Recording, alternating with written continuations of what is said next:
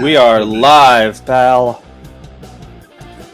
Hard work pays off, dreams come true, bad times don't last, but bad guys do.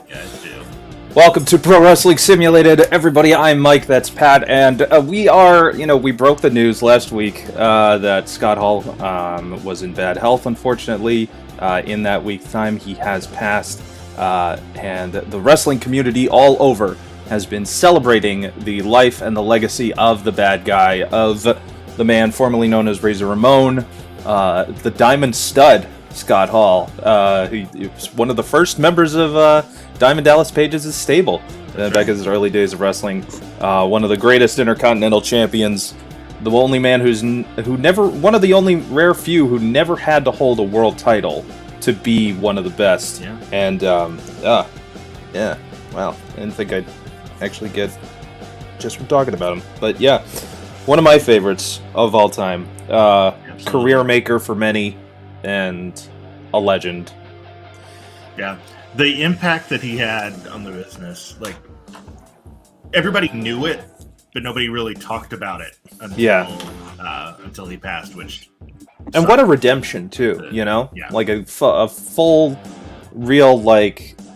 real recovery story from probably some of the darkest periods of his own life, and then being able to be rehabilitated in not only just personally but in the public eye as well, and really get like a second lease and a second chance at building up what he had, or keeping together what he had built up so much. It's been so cool to read stories from like modern indie guys who had worked with them on random shows. Is like the level of support he gave them. Oh yeah. Just what was the one promotion that tweeted out that they were talking about how he paid for everybody there for the show or something? Yeah, I don't remember who it was, but I remember seeing that tweet. He was just there. I didn't realize that he was one of the first big names to put over Tanahashi. Yeah. That when Tanahashi was still a young lion, Hall took a liking to him and did a New Japan show, and he was like, I want to put that guy over. I want him to beat me. A lot of people always think Hall, Nash, they were just, there for money and they took over stuff. It's well, think about sure, yeah, they got paid. They knew how to work. Yeah. That's the thing. They worked everyone. And also Hall, it's like you say, he put over people. He told Sting, hey, you ever see the movie The Crow? Maybe you should make your look like that. And that's what he's used the rest of his career. Yeah, he's still doing it in 2022. He knows he owes Scott Hall his career after what happened. And 1, 2, 3 Kid, Sean Waltman, if the breakout performance of anyone's young career. I mean, the guy... One of the greatest Raw moments ever, almost 30 years later. Absolutely. It's just, it's amazing what you see. And, his later career, there are some shining spots. If you really dig, you can find some really good, hidden gems. I found one, Scott Hall versus Sal E. Graziano in ECW, one of his only appearances there. And he put over Sal E., made him look like a monster, when most people were just treating him like a joke, because he was just a big, just round guy. And everyone was like, oh yeah, he's just a fat, whatever. His colorful languages is more ECW crowd's flavor. Right, yeah. But Scott Hall was like, no man, this guy, you want me to make him look like a threat, I'm going to make him look like a threat. Yeah. Always was cool. Any indie show I've ever been where he was there, he was always cool. He was always cool. Yeah, I think that's probably the best way to describe him. He was just cool. I didn't know what that word meant until I saw Razor Ramon. Yeah. Yeah.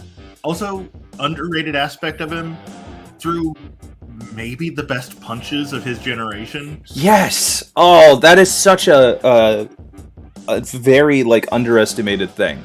He's up there for me with, Lawler had great punches.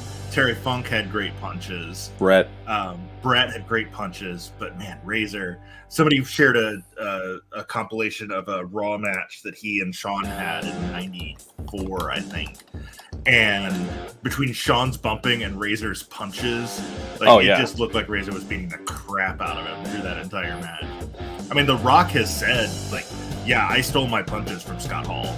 Like I use Razor Ramon's punches, and you can see it if you go back and you watch. He's got that big like overhand. Yep. He doesn't spin in his palm. But. No. But we will celebrate all of Scott Hall's doings by showcasing what he did best, which is great pro wrestling, and that's what this game has been able to provide us. Yep. So we're going to continue our tournament with our first match coming up now. I apologize if I'm not going to be live tweeting out things. I have literally been it has been a whirlwind of home life this morning, so we're just gonna enjoy today as best we can. So let's go into our first match. Let's do it. Roller fell asleep. Here, I'll add you there.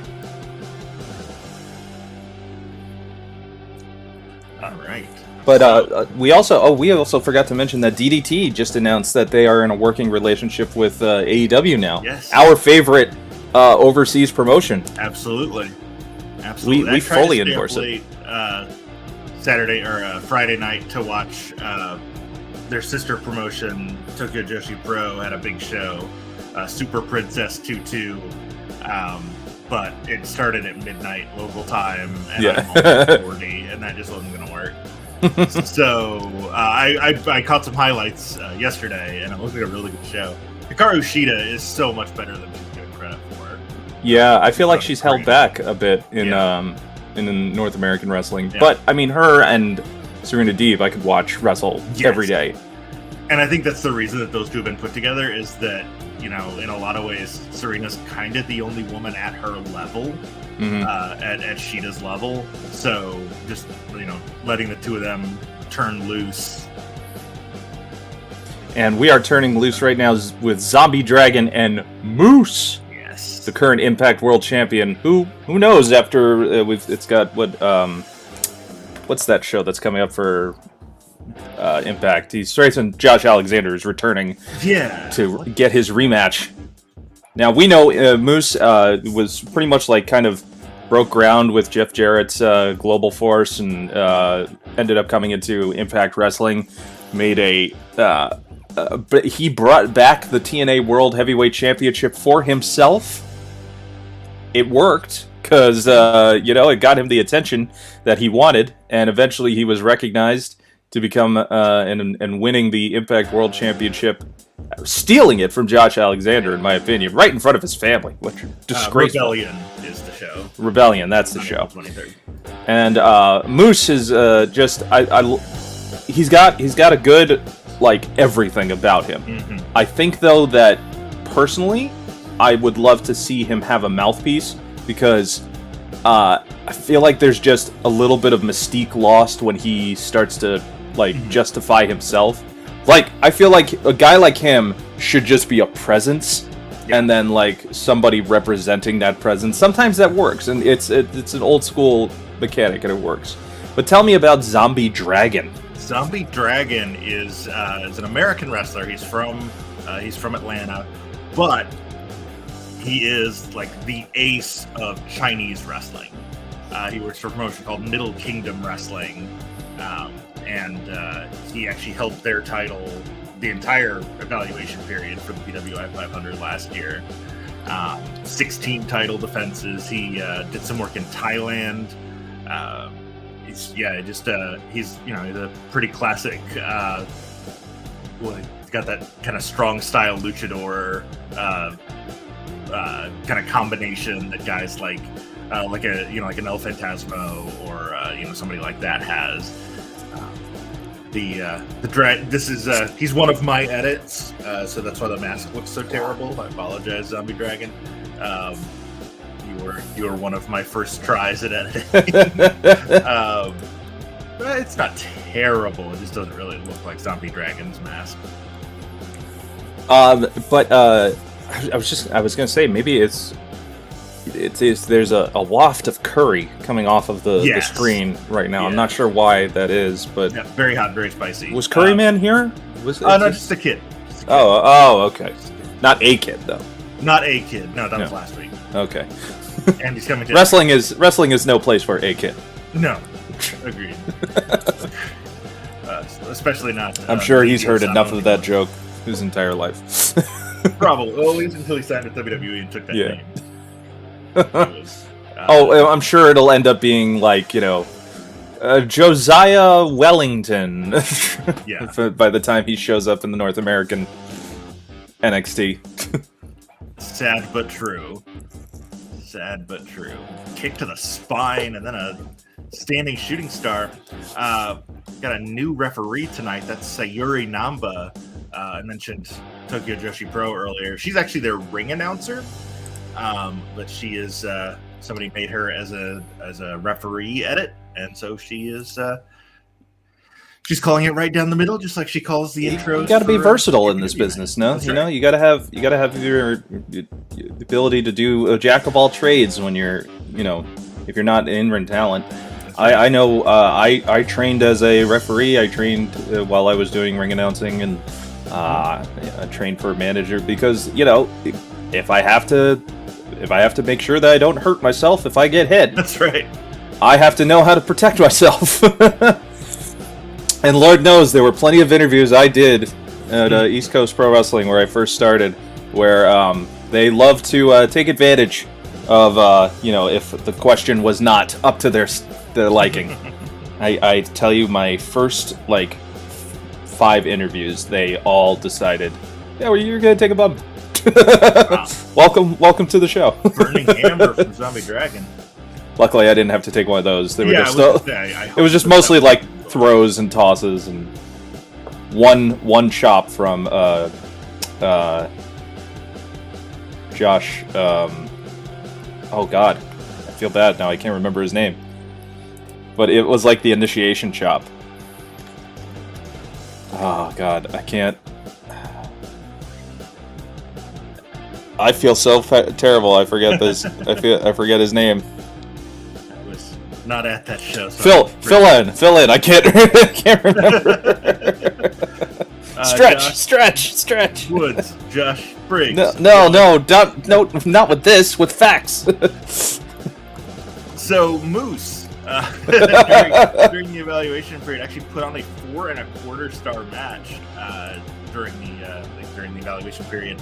A trios match where he teamed with Chris Sabin and Rich Swann against the Good Brothers and Kenny Omega. Of course, it was a Kenny Omega match, so it was, at least 3.75 stars just by virtue of there being introduction. Slash IWC.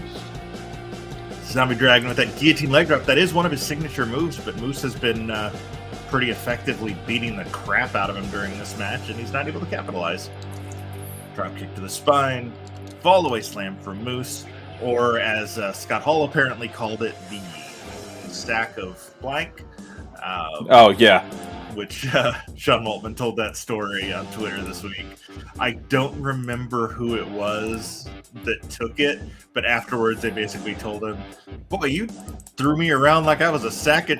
And so for the rest of his career, Hall called that fall-away slam the sack of blank.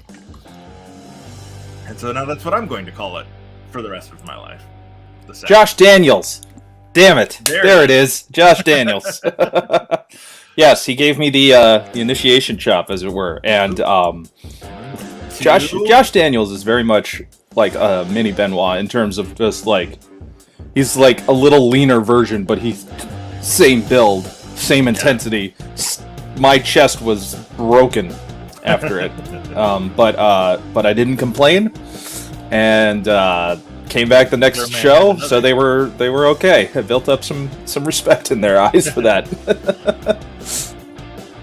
Oh man, but I actually am a big Moose fan. I think that I'm always like Moose. My godson's nickname is Moose, so every time I see him, I'm like Moose. I'm trying to teach him to do the chant. Yeah. Another burning hammer from Zombie Dragon. There have been a lot of masked dragons in wrestling. Yes. I dare not call Super Dragon because he might come through the crowd and beat me up. Yeah, we don't want that. You've seen those videos, right? Oh yes. God, that man, he does not like people. No. he is both in the exact right business and the exact wrong business. Exactly. I will say that Yoshihiro Asai lied to all of us when he called himself Ultimo Dragon, because that means the final dragon. There Right. have been many dragons after him. In WCW, though, he was Ultimate Dragon. He was the Ultimate Dragon, that's right.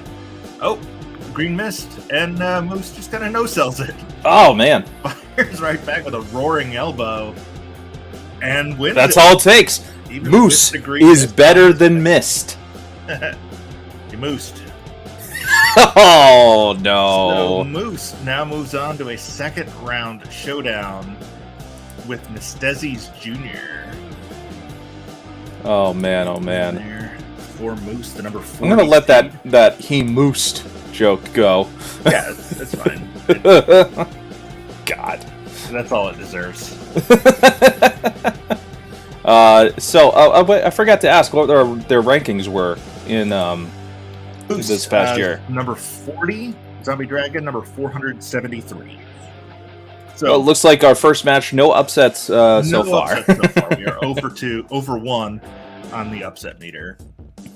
As far, I'll set up the second match here. That's got to be an interesting stat when we'll have you pitched the idea yesterday. I like the little by the numbers things that we've got going on, because if you look at the statistics of what we are doing with these matches, it's been pretty cool, like in terms of who's been able to fight who coming out of like different upset rankings, the different star ratings that our matches have gotten. I'm not sure how they judge it still, how this game judges the 100%, but it does what it is. It does. Moose and Dragon got a 97.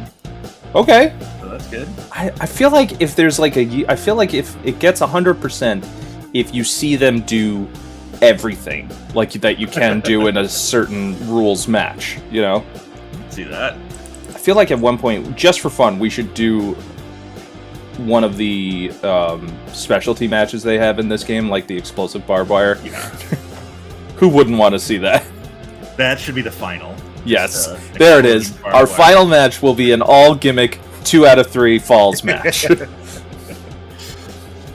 Or we just put one of those on the undercard. We'll let.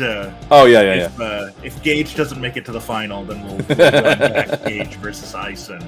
But we'll let them have the exploding gimmicks. But until then, let's head to the ring for actually another dragon. All right. We're starting with any second now. There we go. Chattanooga, Tennessee's own Jaden Newman. He's right to the ring, not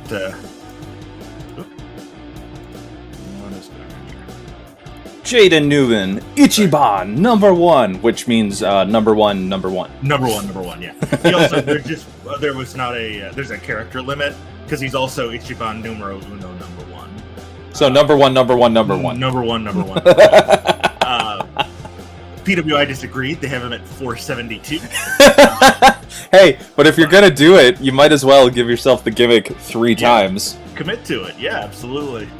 Oh, there's a nickname. The Runaway Muscle Car. Yeah. Sorry, a Runaway Muscle Car. He's a little bit humble. Not just the, yeah. There are many Runaway Muscle Cars. He's just one of them. He just happens to be one of them. Dragon Lee, also called Ryu Lee. Actually, he's technically Ryu Lee in New Japan, where he is essentially headquartered now that Ring of Honor is in flux. But we'll see what winds up happening with the relaunch of Ring of Honor. Which, oh man, the big news coming out of that, FTR versus Dem Boys, the Briscoes for the Ring of Honor Tag Team Championships. Good on TK to be like, listen, sorry TNT, I know that maybe you may not want them on television, but I own Ring of Honor now, so I'm going to put them on pay-per-view. And Good. I want. That's the match we all wanted to see. Agreed. Yeah, get through that and then run back FTR and the Young Bucks and hell yeah, happy boys. If they do win that, what what a legacy of tag team championship wins they'll have. Yeah. Multiple-time WWE and NXT tag team champs. Both brands of WWE as well. One of the quickest debuts to championships for the AEW Tag Team Championship. They've got the AAA, Campeones de Parejas. I just love saying that. it's like the one thing in Spanish in terms of wrestling I can say properly. And then if they could become Ring of Honor Tag Team champs. Yeah, absolutely. No titles are safe from Cash and Dax. What I'm curious about is Deonna Purrazzo, currently the Impact World Women's Champion. What is... I mean, like, she's doing fantastic in... and she's also the AAA Women's Champion. She's the Reina de Reinas. So that'll be... It's a fun time for titles being in different places and, like the old days. Yeah, and with the AEW Ring of Honor, like, what about Honor No More? What happens to those guys once? I think that they are signed to Impact. I think they are as well. Yeah, like I think it's kayfabe that they're like loose cannon contract people, but I'm pretty sure that as a stable they are just signed to Ring of Honor. To Impact. Yeah. Canadian Destroyer from Jaden Newman right at the I think that's probably a global destroyer with the amount of languages that he likes to say that he's number one in. That's right. Yeah. He competed in one of my favorite tournaments of the year, the Heart of the Southern 16. Oh, cool. Hoss. Nice. He qualified a legit Hoss fight. Yeah, it's a Hoss fight. It was a 16-man Hoss fight. He did not win that. That was at New South Pro Wrestling's Hoss tournament show last March. He also competed in Renegade Championship Wrestling's Best of the Best tournament, but lost in the finals there. So he's no stranger to the tournament format. A lot of high flying. Yes. Yeah, he... I'll be totally honest, I am using Whoa! Francisca's Indie High Flyer template. I thought that was going to be 3, because that was very impressive. That sort of like a cradle DDT powerbomb into oh god, it's just sometimes moves. It's like even I'm like just if Excalibur can't call it, then how am I even going to be like close to trying to call it? Because that man knows every move. I like how Jim Ross at one point said, he asked him, like, what's the difference between a Liger Bomb and a Power Bomb? Yeah. And he tells him, and then Jim Ross goes, right, just trying to keep you on your toes. It's like, good, nice save, Jim. I know you're not up for the multiple names of, maybe like trying to do your job, but... Yeah, well, not everything can be a sidewalk slam. Oh, God. I remember that. What was who was it? But like Batista hit like a power bomb on the outside, and he called it a sidewalk slam or something. Yep. It's like I know you can make mistakes, Jim. It's fine. Ooh. I love that move, but it's so like it's kind of hard to make practical. But then I saw Pac and Andrade do it. Yes. On a Rampage match, and I was like, that's how you do it. Yeah. It's one of those moves that looks silly unless it's done perfectly.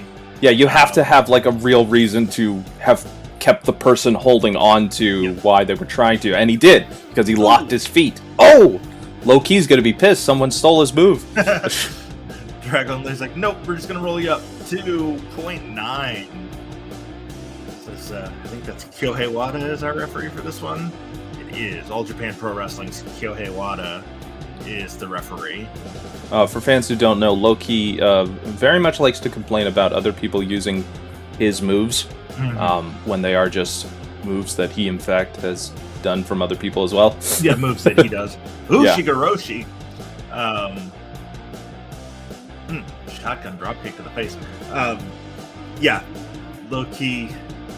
It's like the jokes about Nova innovating all of his offense that he stole from Joshi wrestlers. Right. Which, I mean, they were new to U.S. audiences. Tope Suicida. Almost fell on the back of his head without a full rotation. Jesus. And then sends him off the ropes. Snap power slam. You can tell that this was one that I edited because apparently from certain angles his goatee floats. Not sure how I managed that, but hey man, ooh, the floating goatee could be a great name for a finisher. It could be, yeah.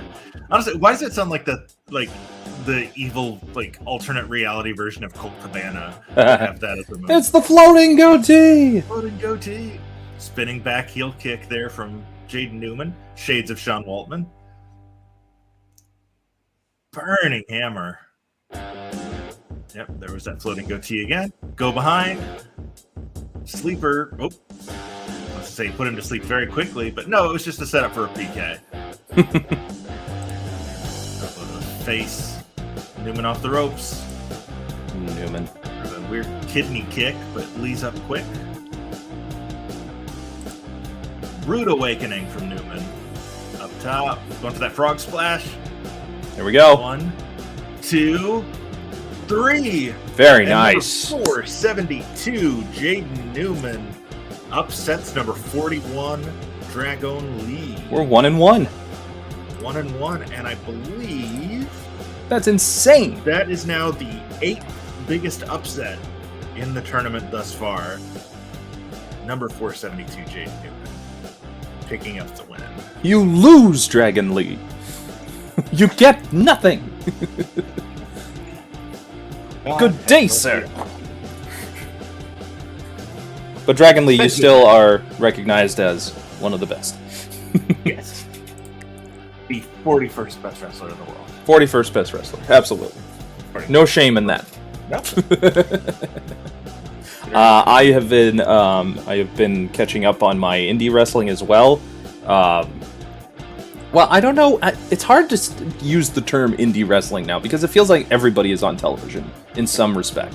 Yeah. Or at least there are the major promotions, which I guess you would say would be obviously WWE, AEW. I guess MLW has now taken the number 3 spot since there's no more Ring of Honor in its respective form until we find out what that future is. And then, I guess, I mean, Impact. Yeah, obviously. Oh, right. So Impact would be number 3, technically. Then MLW. Then, jeez. CW? I guess, yeah. But they're not quite... I mean, they're pay-per-view regulars. They're the top of the next batch. But they're definitely... I would say, yeah, JCW definitely the top indie promotion. Yeah. With everything else that follows. Because, NWA. NWA, right, of course. Terminus is getting up there. I mean, they're only 2 shows in, but they're still, doing well in terms of top-tier indie shows. Yeah, but there's tons of stuff out there. That's why we love independent wrestling TV. Yes. And I will not count Control Your Narrative, because I'm telling you, they're just one bad TV segment away from being, and they haven't even been on TV yet, but that's all it's going to take. It's just one really questionable thing that's going to make them, the execs, go I mean, there are channels where they could succeed. Oh yeah, but how it's not like they're going on to whatever those yeah. So why is he the GOAT with a H, Doc Simmons? He's the greatest heavyweight of all time. So he's the GOAT? He's the GOAT. Okay. The GOAT. The GOAT. And now we have, speaking of high ranking on the BWI, Seth Rollins. Excuse me, Seth freaking Rollins. As he's trademarked. Legit, that's what they call him. That's his roster name. Yes, indeed. You will note he is not called that in the game because I just couldn't bring myself to. No, we call him Seth the Chef. Yes. He number 1 in the PWI 500 in both 2015 and 2019. He's actually never been ranked lower than 88th on the list. After all the way to his Tyler Black days? Yeah. He debuted on the list as Tyler Black in 2008 at number 88 and has never fallen below that. He was number 8 last year, 48 this year. After, as PWI put it, spent much of 2020 in an ugly feud with Rey Mysterio. Traded wins with Cesaro in the spring. Fatherhood and marriage have not affected his Messiah complex. Now the gatekeeper to WWE's main event scene, which, he is, in the middle of a feud over who gets to host a talk show segment at WrestleMania. Yes, that's a thing. Yep. Logan Paul's got a match. Yep. Logan Paul's got a Knoxville's match. Johnny Knoxville's got a match. Seth Rollins fighting over a talk show segment. Now here's the thing. Let's say Seth Rollins wins, or won. Kevin Owens, Steve Austin said, "I'm going to come after you, Kevin Owens." If Seth Rollins won, and the KO show was canceled, the segment was canceled, Austin could just be like, "Yeah, I don't care. I'm coming to WrestleMania to." I said it. Remember, I recorded a whole thing. I sent it to you. The whole thing with me driving my truck. I got someone to figure out how to use drones to record me. It's so stupid. So stupid. It's real dumb. Two of the best wrestlers in the world, and that's what you have them. And they're fighting for a talk show segment, but it doesn't matter because Seth's gonna face Cody. Probably, yeah. Right? I mean, that's probably what's gonna happen, right? I would think so. I would hope so. I don't know. The thing that keeps going back and forth, like, oh, he's signed. No, he's not signed. Oh, he's signed. Or he's not signed. I'm like, just tell me. Yeah. Don't need to drop hints anymore. just let us know. I mean, I'm not gonna watch one way or the other. No, but it would be nice to know.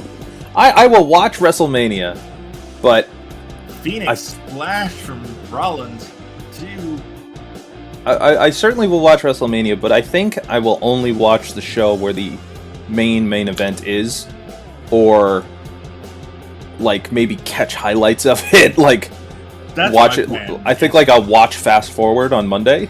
Yeah, is I'll wait and see when people after the show are like, oh hey, X match was really good. It's like, okay, well I'll watch that.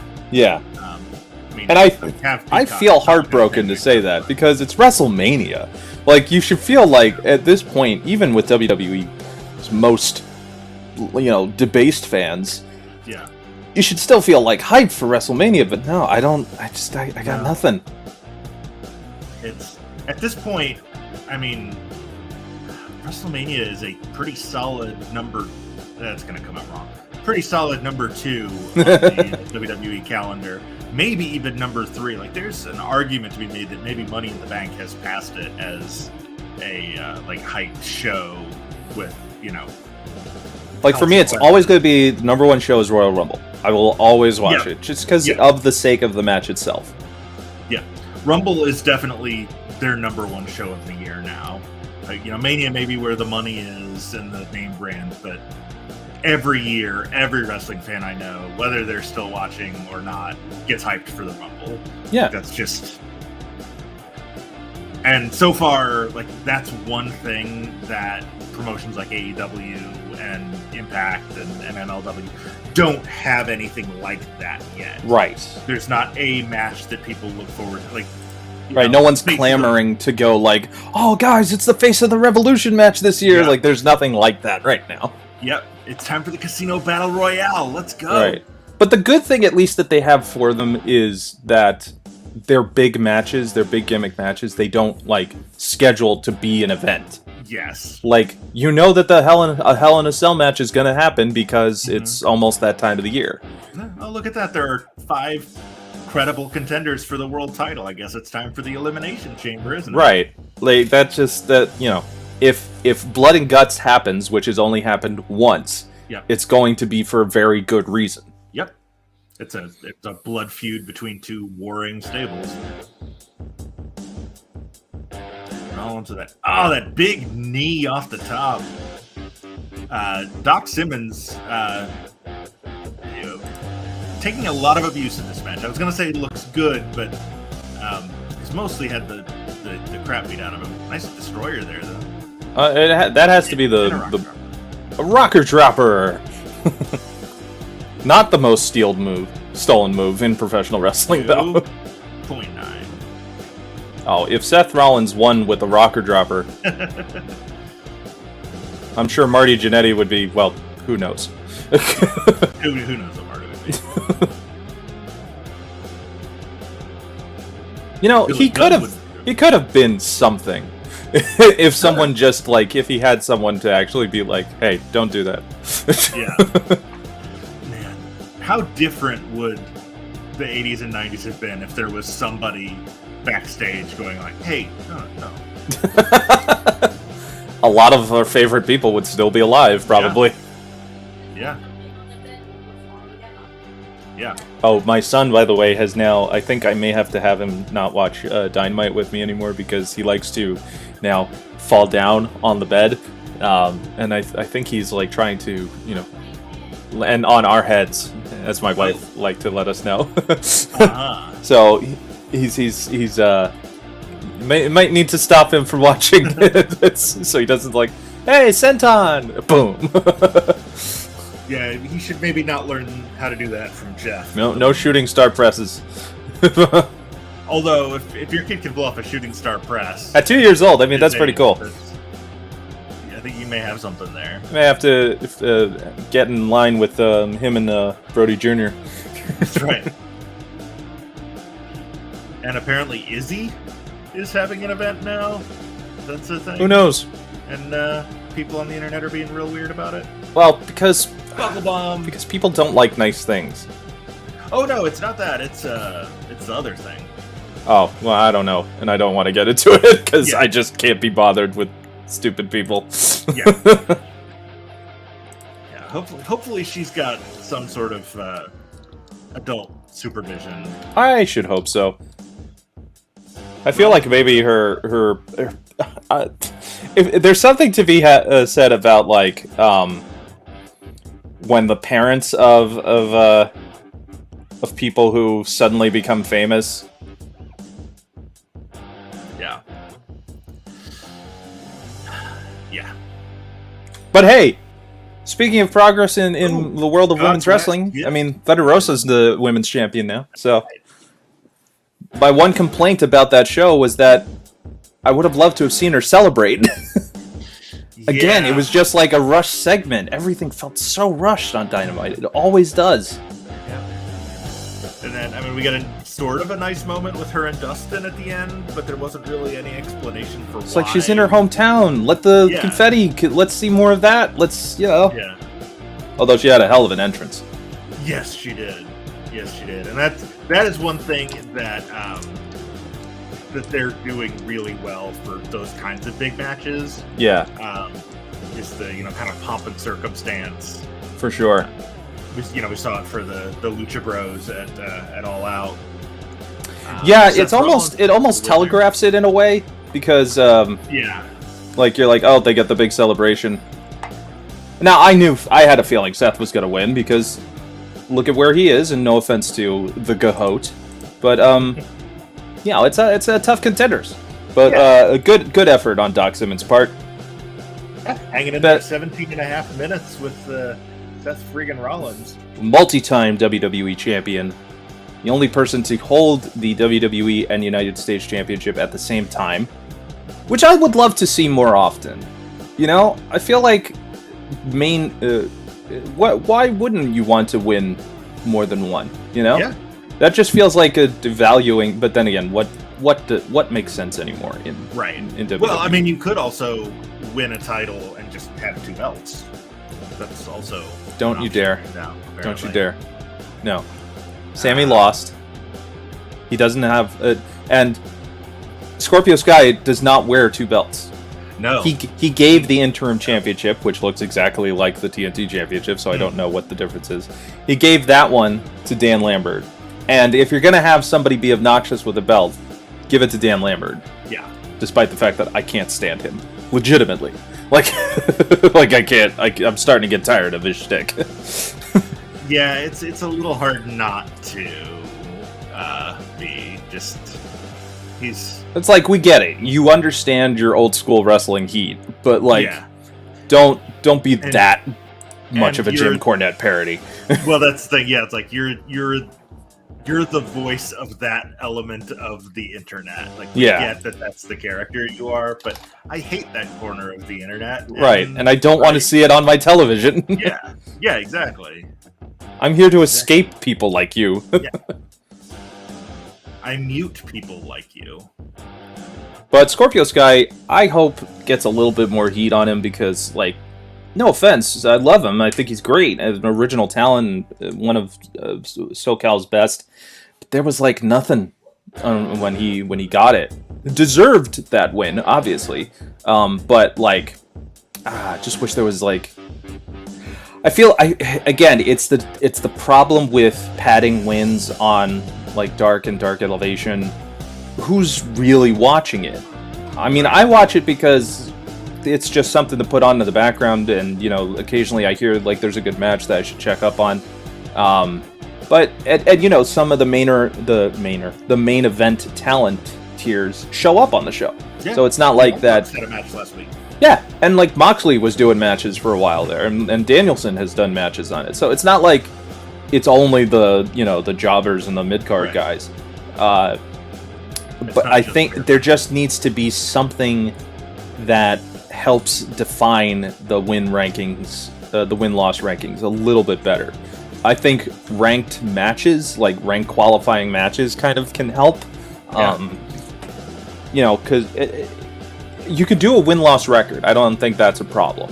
I think though that there should be like I want a qualifying match, or like, you know, I've gotten enough wins where it's like I think that if I have there's just something needs a little bit more, like, it doesn't have to be complex either. It could just be like, this is a rankings match or something, or like a top 5 match or something. I don't know.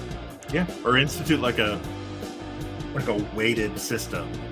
A win on pay-per-view was worth 3 wins. A win on it doesn't even have to be that much. Like, I think it was. I always go back to Chikara's ruling of you get 3 wins in a row, and that 3 consecutive wins, and you get a championship contendership. There you go.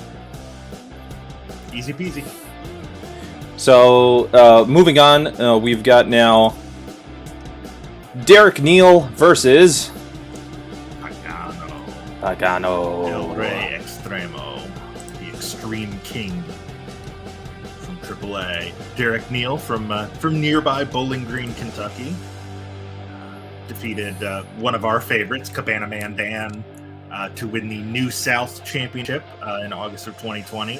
He held it for a little over a month before losing it to Donnie Kung Fu Janela. Won it back, and then lost it to Baron Black, Mr. Black, who we've seen on Dark and Dark Elevation. And then he actually held the title 3 times during the evaluation period, beating Cabana Man Dan again 4 days before the evaluation period ended. And then there's Pagano, who... An amazing heated rivalry with Psycho Circus. Yes. And at Triple Mania 2020, at Triple Mania 28, had a just absolutely brutal bloodbath match with Chessman. It was a hair versus hair match, and Chessman now bald because of it. Pagano bloodied and beat him for, it was a very long match. And then shaved his head. 4.5-star match, according to Meltzer. If you're too psycho for even the Psycho Circus, then you are something to be scared of. Yes. Yeah. He has an uneasy alliance off and on sometimes with Psycho Clown, like when there's a common enemy, but for the most part, they hate each other and just go to war anytime Now, don't get it twisted, folks. Just because he's wearing the clown makeup does not mean he is part of said faction. He is not. No, he's also not even like a. I can't think of what the word is that I'm looking for. Like what Disco Inferno was for the New World Order. He was never quite a member. There's a word for that I'm just blanking on. Like Dave the Clown is for Psycho Circus, where he's not really a member of Psycho Circus, but he's he's an affiliate. Pagano's not even that. He's too crazy. They're just like, we don't want him. And beat the crap out of Richard Holiday and Alex Hammerstone. Oh yeah, for the hired gun. Yeah. Of Azteca Underground. Man, he really wanted to make Hammerstone's life a living hell with that. Yes. And he succeeded in a lot of ways. Oh, absolutely. And he's in there with Derek Neal, who mentioned, New South Wrestling champion, and then he also has a win over a guy we're going to see later on today. I mean, it might go into the night. We don't know how long these matches are going to be. I hope not. We don't have a 2-hour TV window that we have to deal. We do have lives, though. And Pagano pulls out a fork and is stabbing him in the Oh god! Oh god! Derek, the squishing. Then he acts like it's like he acts like no, it's fine. I didn't do anything. That's just tenderizing my dinner. Oh god! Heel hook there from Neil.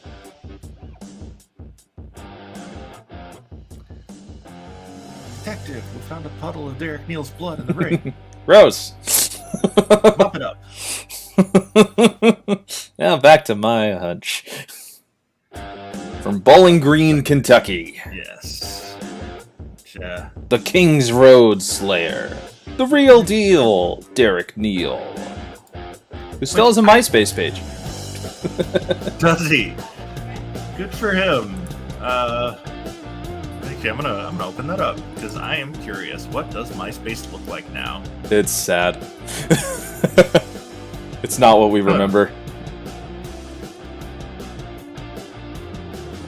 Oh, yeah, that's It's just yeah. Right. Yeah, there might as well just be a gif of a tumbleweed going across the screen. Or a GIF if you want to be correct. Or a GIF if you want to, mispronounce it. Oh, don't you dare! It's graphical interface. So when you go deep sea diving, do you put on your scuba gear? Since the U stands for underwater.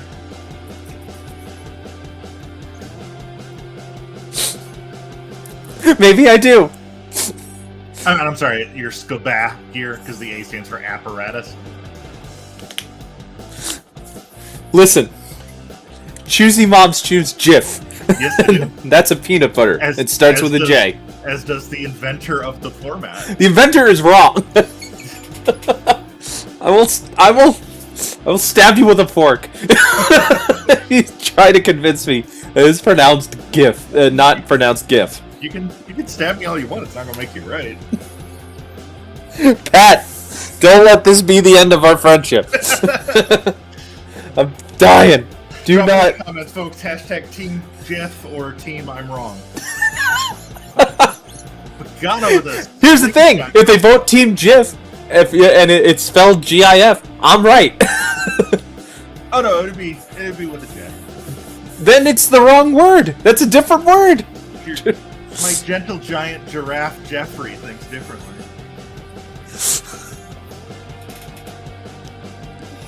All right. Zagiri from Pagano on the floor. Again, we've got the Japanese 10 count. This is just one big goke. Derek Neal's blood hovering on the floor there. And he's just gonna keep on stabbing him. Look, the English language is flawed, okay, Pat? I am so glad I was born here and that I didn't have to learn this as a second language, because English language is 3 languages in a trench coat. Like, we should have if we make look at that. Derek Neal, a bloody beaten Derek Neal, picks up the victory. He took all of my energy of what I want to do to someone who says that it's pronounced the way it is, and channeled it into his opponent. If I could spinning back fist every person who tries to convince me it's pronounced anything but a hard G, I wouldn't because I'm a normal person, but Right, yeah. if I was Eddie Kingston, and that probably would be. Controlling your emotions. Right. Damn you, Pat. You've riled me up for the last time. Oh, we both know that's not true. That's true. That's very true. There's not many things that I get very mad about. But, sir, you have touched on a nerve. How dare you? How very dare you? Let's move on. Nice. I have nothing left. Congrats to Derek Neal. What was that, match number 3? That was number 4. Oh, that was number 4. Okay, one more, and then we are going to take our break, and I will wipe this stink off of me of Pat's insistence. I'm even calling you by the wrong name. That's what's going. That's how heated you got me, sir. Yeah, the P is pronounced M. Oh, dick. See, you can't be trusted to pronounce things I correct. can't. I'm done. It's over. I have a hard enough time with my daily life, and now you have to throw this in the mix. Ah. Sorry, Michael. Suck! Let's go to the ring. Fine. One day, we're going to have to just make digital versions of ourselves. And just fight it out. Put a GIF on a pole match. It's just a cat with sunglasses. That's right. With the sunglasses dropping. Yeah, with the sunglasses dropping down in a loop. Omar Amir from OVW coming to the ring right now. Nassau in the Bahamas. He won the vacant OVW heavyweight title in a Nightmare Rumble last January, losing it to Cash Flow in May, and then winning it back with 4 days to spare in the evaluation period in a Chained Carnage match, which doesn't sound fun. And he's in there against Jonah, who used to be Bronson Reed, is now just destroying everybody in Impact. And I kind of suspect he's going to do the same to Omar Amir, but we've had 2 upsets so far. Jake Newman and Pagano. Did you read an interview recently with Jonah where he was talking about how NXT basically said, "Oh yeah, you're like our next guy," and then they fired him. And then, yeah, he was not so much. He was not so much the guy. I didn't see that interview, but I am not at all surprised. I'm going to take a guess that Triple H was probably the one that told him he was the guy. Well, yeah, I'm reading from Fightful, which always has like the best stuff and most accurate news from what I've seen. Like he was told, world champ. That's what his next step was after dropping the North American Championship. And then I'm not going to say he was promised by Triple H, because I feel like if he was, then anybody who was promised anything by him when the change in management took over, they were like, okay, yep. Yeah. Just pulled a Jack Nicholson and Joker, just move the screen to the side. Yeah. It's like The Simpsons when they go to the petting zoo. Yeah. You know, the increasing people come up. Aww. Oh, you had your turn. Yeah. Aww. I saw that somebody did that, but with Charlotte and then Becky Lynch. There was another great one where it was Ric Flair,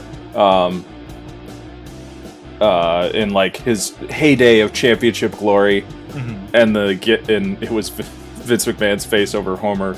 That's a fine looking champ. It cuts to Charlotte. Why doesn't mine look like that? Why must I fail at every attempt at masonry? Oh, Vince. Will you ever learn? No. Although recently I was on like on Critical Role, every episode they do an ad read before, and this one they did like a thumb wrestling parody with their guy as like a Vince McMahon type character, and the DM at the beginning said, "Thank you for giving me even more reason to hate Vince McMahon than I already do." And I was like, I knew you were a cool guy. He's just the worst. he's the best and the worst thing to happen to pro There's wrestling. been so many things that he has done that has been great for wrestling, and at the same time detrimental, and just taking a step back. Well, and I feel like every time he's ever done a great thing, it's because he had somebody helping him. 2 steps forward, 3 steps back. Yeah. Like, Pat Patterson, we owe so much to him. Yes. He invented the Rumble. Yeah. Jim Ross, during his his talent relations days. Oh, absolutely. Helping stack that roster during the Attitude Era and the ruthless aggression days. We've seen what happens when Vince builds his own roster, and it's NXT 2.0. I mean, when Heyman and Cornette were booking OVW, that was like probably their best developmental time after Lesnar, Heyman, Lesnar, Cena, Orton, and Batista. Yeah, those I used to love because they do all that in Louisville, which is where my parents are from, and so when we would go and visit my grandparents. Sorry, don't you mean Louisville? If we're talking about mispronunciation. No, it's named after King Louis. King Louis. As opposed to the Joe Louis Arena in Detroit. See? No one... English sucks. English does suck. But if the King of France came out and said, "My name is pronounced Louis," I'm gonna pronounce it Louis. Monsieur, is that spelled Louie? No, it's Louis. Lewey? I would love to have somebody named Louis, Lewey. I don't think that. Hey, I'm King Louis. Somebody should. Hey, forget about it. I'm King Louis. Rip it off Tony D'Angelo, who's ripping off everybody else. Yes, ripping off Tony DeVito and Nunzio and Little Guido, same guy. The long lost Baldy. Or the original FBI, which were not full-blooded Italians at all, which was Tracy Smothers and JT Smith, and who was the third? Terry. The original full-blooded Italians were anything but. Yes. Yeah. Composed of. Until they brought in Little Guido, there were no actual Italians in the FBI. JT Smith, who, despite being from Philadelphia and having no Italian background at all, just decided to just be like, why not? Just forget about it. He came out with the FBI at I can't remember if it was the first or the second One Night Stand, and Joey Styles made the comment that JT Smith asked me backstage if an innuendo was an Italian suppository. Oh, That's man. how not Italian JT Smith is. Yeah. All right, so the full-blooded Italians. Suplexes Reed to the floor. I mean, like, they got the chant, "Where's my pizza?"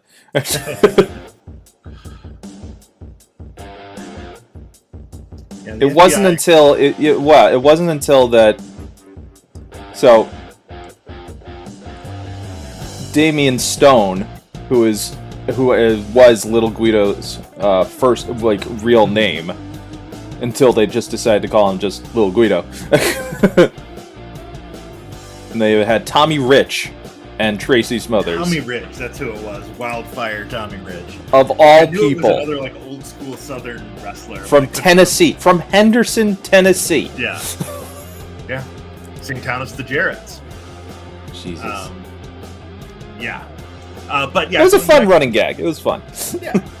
Going back to the Louisville thing, watching OVW on, and actually locally they pronounce it Louisville. Louisville. That's Louisville. different. It's like Maryland is Merland. Right, yeah. I used to, love coming to visit for many reasons. I love my grandparents, but also I got to watch OVW. Yeah. Which meant I got to watch, Johnny Jeter and Seth Skyfire and Emmett. Jonah! Jonah wins it with the Brain Buster. Brain Buster! Number 73, Jonah advances. By the way, if you're not watching OVW, you should. It's available online. You should. They have one of my favorite versions of a heavyweight title belt because it looks like the Winged Eagle, but like a more, like, not so modern from when they just changed it to a giant circle in the Attitude Era, but like just modern enough. And it's always been a cool design to me. I wondered. Wait, let me look. I have to see. Was Cody Rhodes ever an OVW champion? Singles. I think he was a TV champion. Yeah. TV champion. Oh, he was a heavyweight champion. Yeah.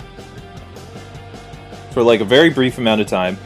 Southern Tag Team champion with Shawn Spears. And then television. So he's a triple threat champion. Triple threat. Triple crown. He's good a on. Threat too. He is. Seen him sing and dance? No. But Jonah on his way to being not just a monster threat in our tournament, but also an Impact as well, and certainly someone to watch. Because you should be watching all sorts of wrestling. Why not? Don't limit yourself. Enjoy. Expand your palate. There is no shortage of stuff out there. I mean, IWTV alone, but Japan, Mexico. It's hard to watch Mexican wrestling now with the contract issues with AAA and CFL being on kind of a downswing. But it's out there if you know where to look. It's available where you can find it. Yes, we will not advocate for watching it in less than legal means, but we also will advocate for you should be able to watch whatever wrestling you want to watch. Absolutely. So yeah, second half of the show coming up. Big stuff. Former world champions in action. We've got actually up until a couple of days ago the DDT. Sorry, I'm blanking on the exact name of the title. Their open weight title. Their main title. I just couldn't remember what they called it. The KOD open weight title. Konosuke Takeshita just lost that to Tetsuya Endo this week. So he almost got to come out with the belt on today's show, but he doesn't. But there are possibilities for other types of exciting wins, possible upsets, and incredible matches as only we can provide here on Pro Wrestling Simulated. And when we come back, our second half of the show, so we hope you stick with us, we will see you in 5.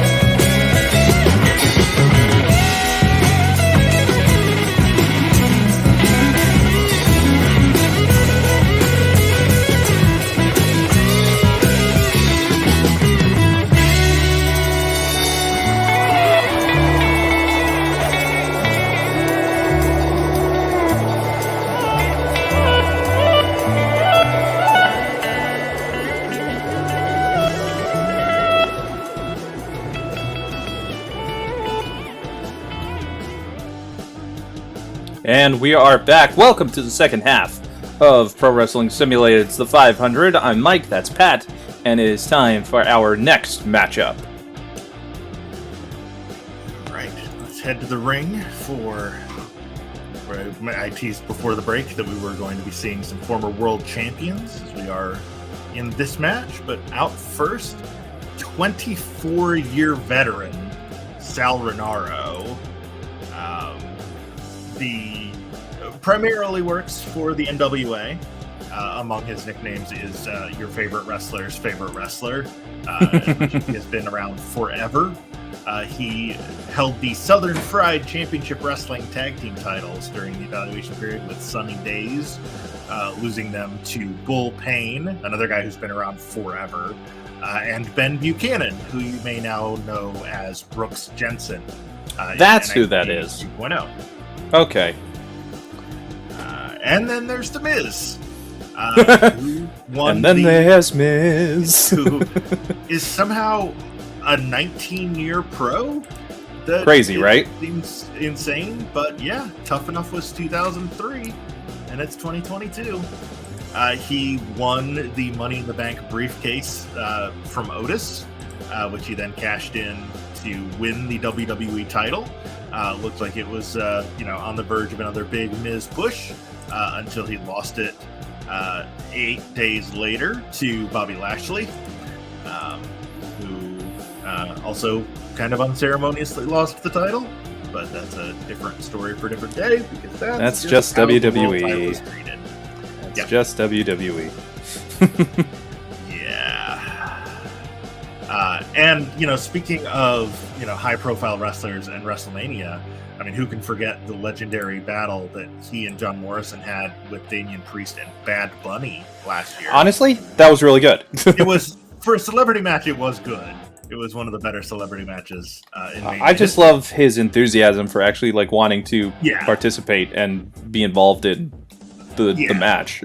Yeah, you can always tell the celebrities that actually are fans. Like Bad Bunny is one of them. Stephen Amell was one. Oh yeah, he even said if he stopped acting, he would go into pro wrestling. Yeah. And then he decided, I have the best of both worlds. I'll just make a show about pro wrestling. A show about pro wrestling where I play a pro wrestler and act. By the way, Sal Rinauro hails from Los Angeles, California. Speaking of NWA, Night 2 of the Crockett Cup is tonight. That's right. Where Matt Cardona will be defending the NWA Championship against Nick Aldis with the special guest referee, Jeff Jarrett. Well, I mean, there won't be any funny business with Jeff Jarrett. They're in the fairgrounds. They're in the old NWA TNA arena, the asylum, as it were. Yes. Yeah, I mean, there's definitely never, there's never tomfoolery when Jeff Jarrett is around. The right down the middle. The NWA, all titles are on the line. There's Yes, the Women's indeed. Championship, there's the Women's Tag Championship, the TV title's on the line. A new Junior Heavyweight champion will be crowned with a brand new belt that looks really, really nice. The semifinals and then the finals of the Crockett Cup will take place. La Rebellion of Bestia 666 and Mecha Wolf will take on Doug Williams and Harry Smith Jr., while the Briscoes will take on Mike Knox and VSK. And those two winners will face off in the finals. I'm kind of, I'm biased. I love the Briscoes, so I'm going for them boys. And I would love to see them against the British Invasion version 2, I guess, with Doug Williams. As Aldis decided to hand off the reins to Harry Smith, realizing he needed to take the title back from Matt Cardona, who believes he is... Wait a minute, my monitor went crazy just then. Did Miz just I hear the crowd saying he got knuckles, but my monitor went weird. That was... That was... I didn't... I don't know what happened. We don't condone that kind of cheating here, so we would make sure that got... That's...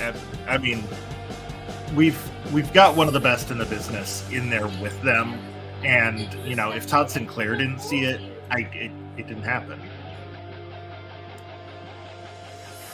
So All yeah, right. looking over the card for tonight. This is how I learned that Rodney Mack is still wrestling, as he will take on Tyrus for the World. Yeah, that was a bit of a surprise for me too. I knew Anthony Mayweather, the former Crimson, was the NWA National Champion. It's going to be fun because he and Jack Stane were tag partners for a really long time. I'm glad he dropped the Crimson gimmick and he's just being himself. Yeah, because the guy is a good. He's got like a good real life story to be just a person to get behind. Yeah.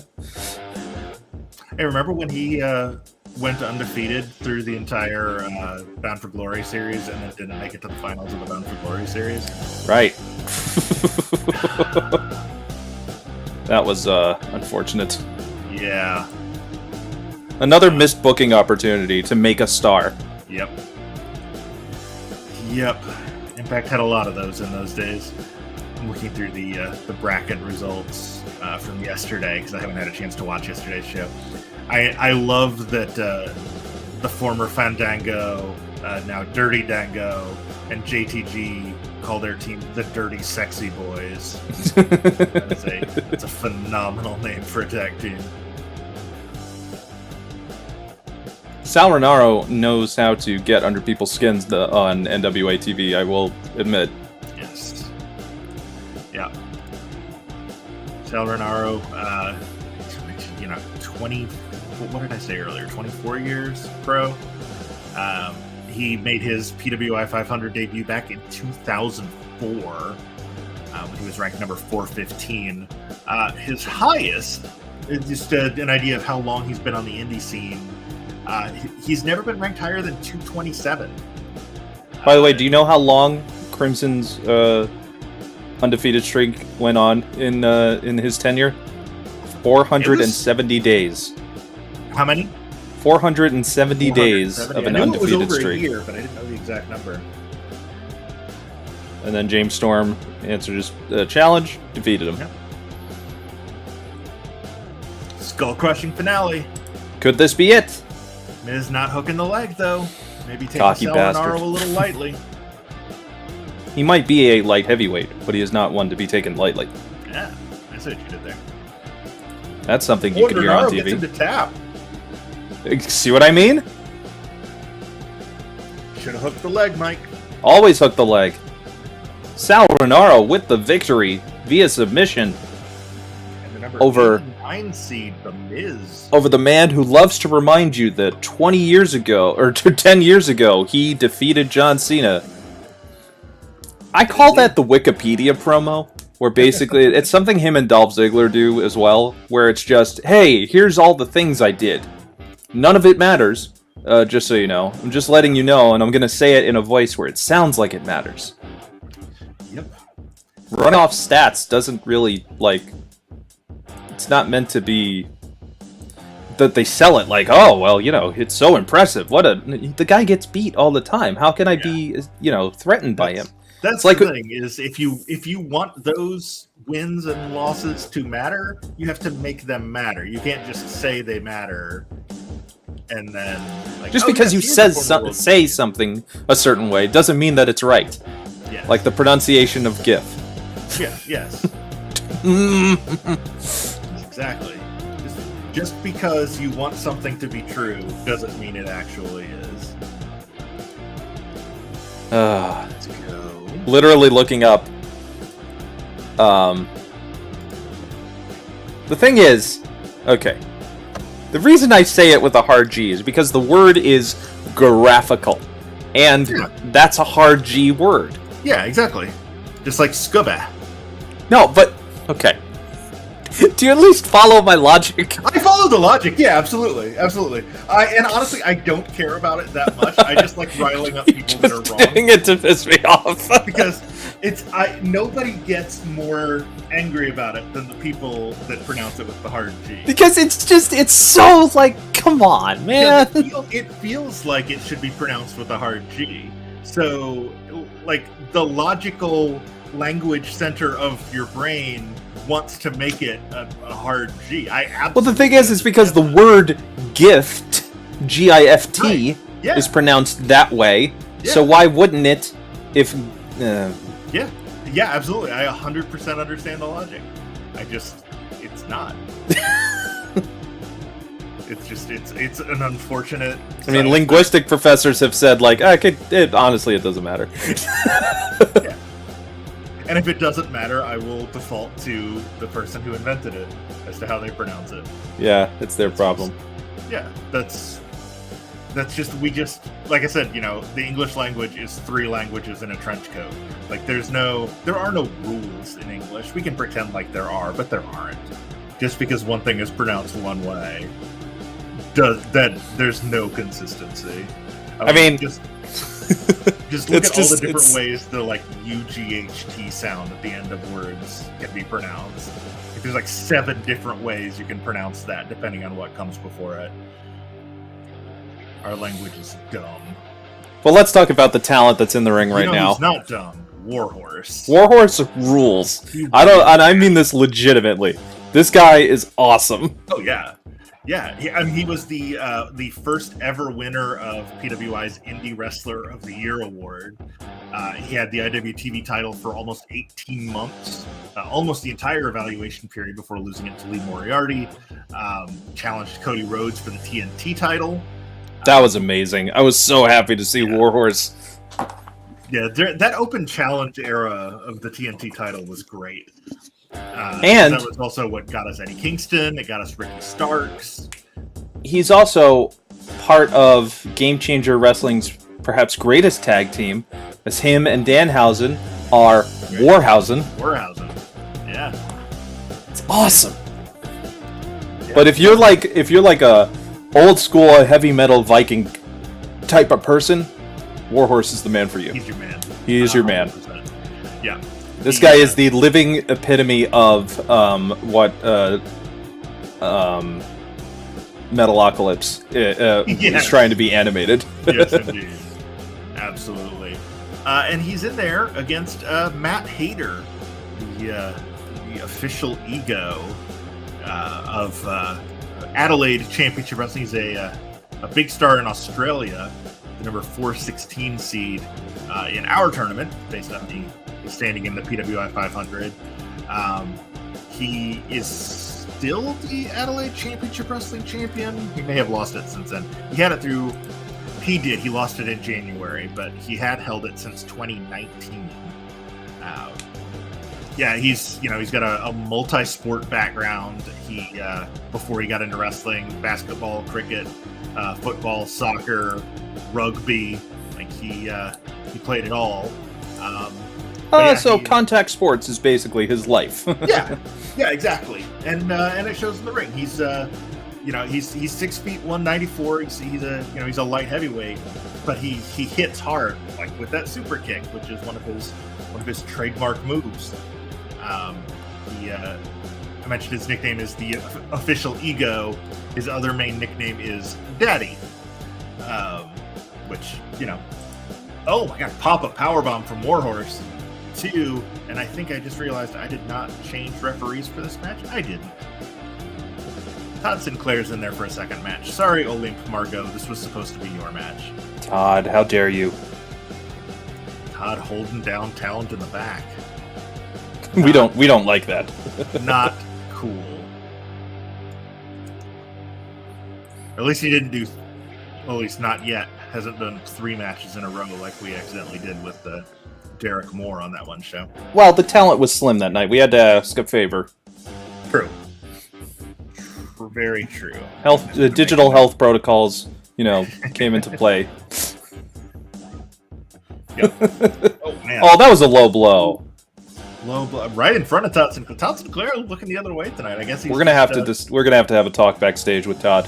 I guess he's just letting him wrestle. That was the slowest throat slash before a move I've ever seen. And then he paid for nothing. This might be our comedy match of the night. It might be. I mean, if these two got together, it would be. There would be a lot of comedy involved. It's a straight up punch. Gator would go behind, sends Warhorse off the ropes. Ooh! And off the ropes again. And a drop kick right on the kneecap. Impressive. Most impressive. Oh, again, wait a minute. Wait a minute. Into the roll up 2.9 right in the middle of the ring, right on the logo. I don't know what Warhorse has going on. If they're able to take 3 of those. There are, I mean, he's essentially at this point he's a war gelding with the number of shots that Matt Hader is dropping on him. He loves to pose, though. Good. Oh, come on. Come on. Right in the extreme. That's what it took. I mean, not for lack of trying, but seriously, that was so literally underhanded. Yes. Come on, we're better than that here. We don't condone. We have a sense of class, a sense of, esteem about us. We don't particularly like low blows. We certainly don't go for low-hanging fruit in terms of comedy, and we don't want the low-hanging fruit. Low-hanging fruit, especially, Hanging grapefruits. I mean, who's got the balls to do that? Certainly not Warhorse. No. I mean, yeah, I can just right now I can hear our Twitter mentions getting all testy. Absolutely. Warhorse got the shaft in terms of that loss, that's for sure. I mean, let's just face it, Matt Hader, dick. Total. Moving on.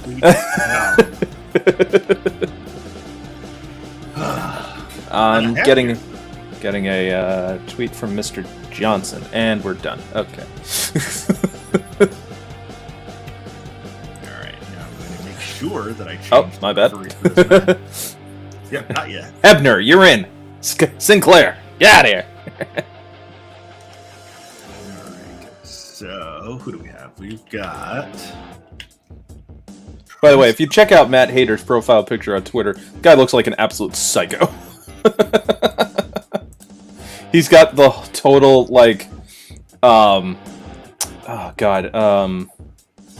he'll do the scariest haka in front of you, and you will submit out of fear. The Tongan war cry face. My God. Even when they're done in, pure celebration for someone, they're still the scariest freaking things I've ever seen done by a group collectively. That's effective. Very. Mission accomplished.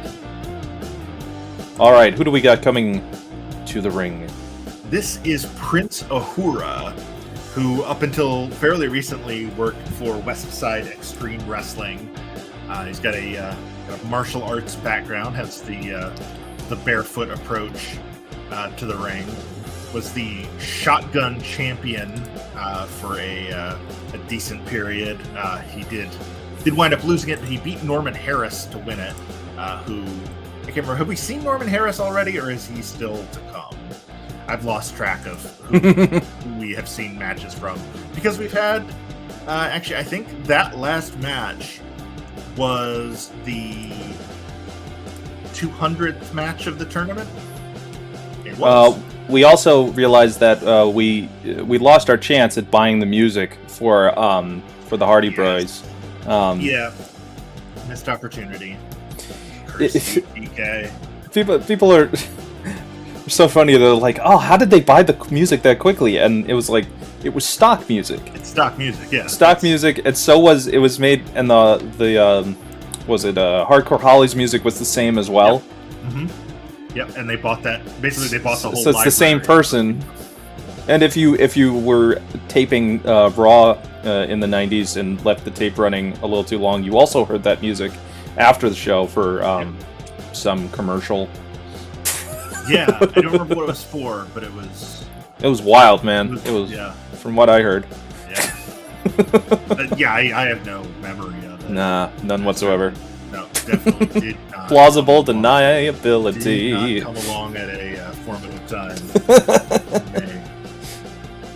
I was certainly not in my teenage years when that was happening. But Jeff Hardy looks happy as ever now with back with his brother in AEW. Yeah, I'm okay. I know a lot of people are like, it's Jeff Hardy. He's a major star. They should be using him as more of a major star. But in all honesty, like, I think Jeff Hardy's days as a world champion are behind him. Yeah. Let the Hardys being in AEW be like what makes people watch AEW. Yeah. Like take the people like, hey, you guys remember the Hardy Boys? Yeah, they're over here now. Come watch. Yeah.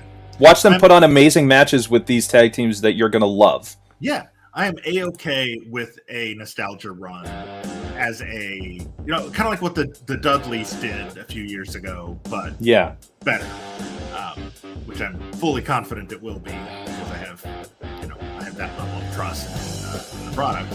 Right. But yeah, I mean, just the number of matches they can have, Private Party they've already done, but once Angelico is healthy, matches with TH2 will be excellent. People love the Hardys, man. Like, they are one of those teams that just, like, their stock has carried over so well over the years. Yeah. There's just something about them. Like, they just have as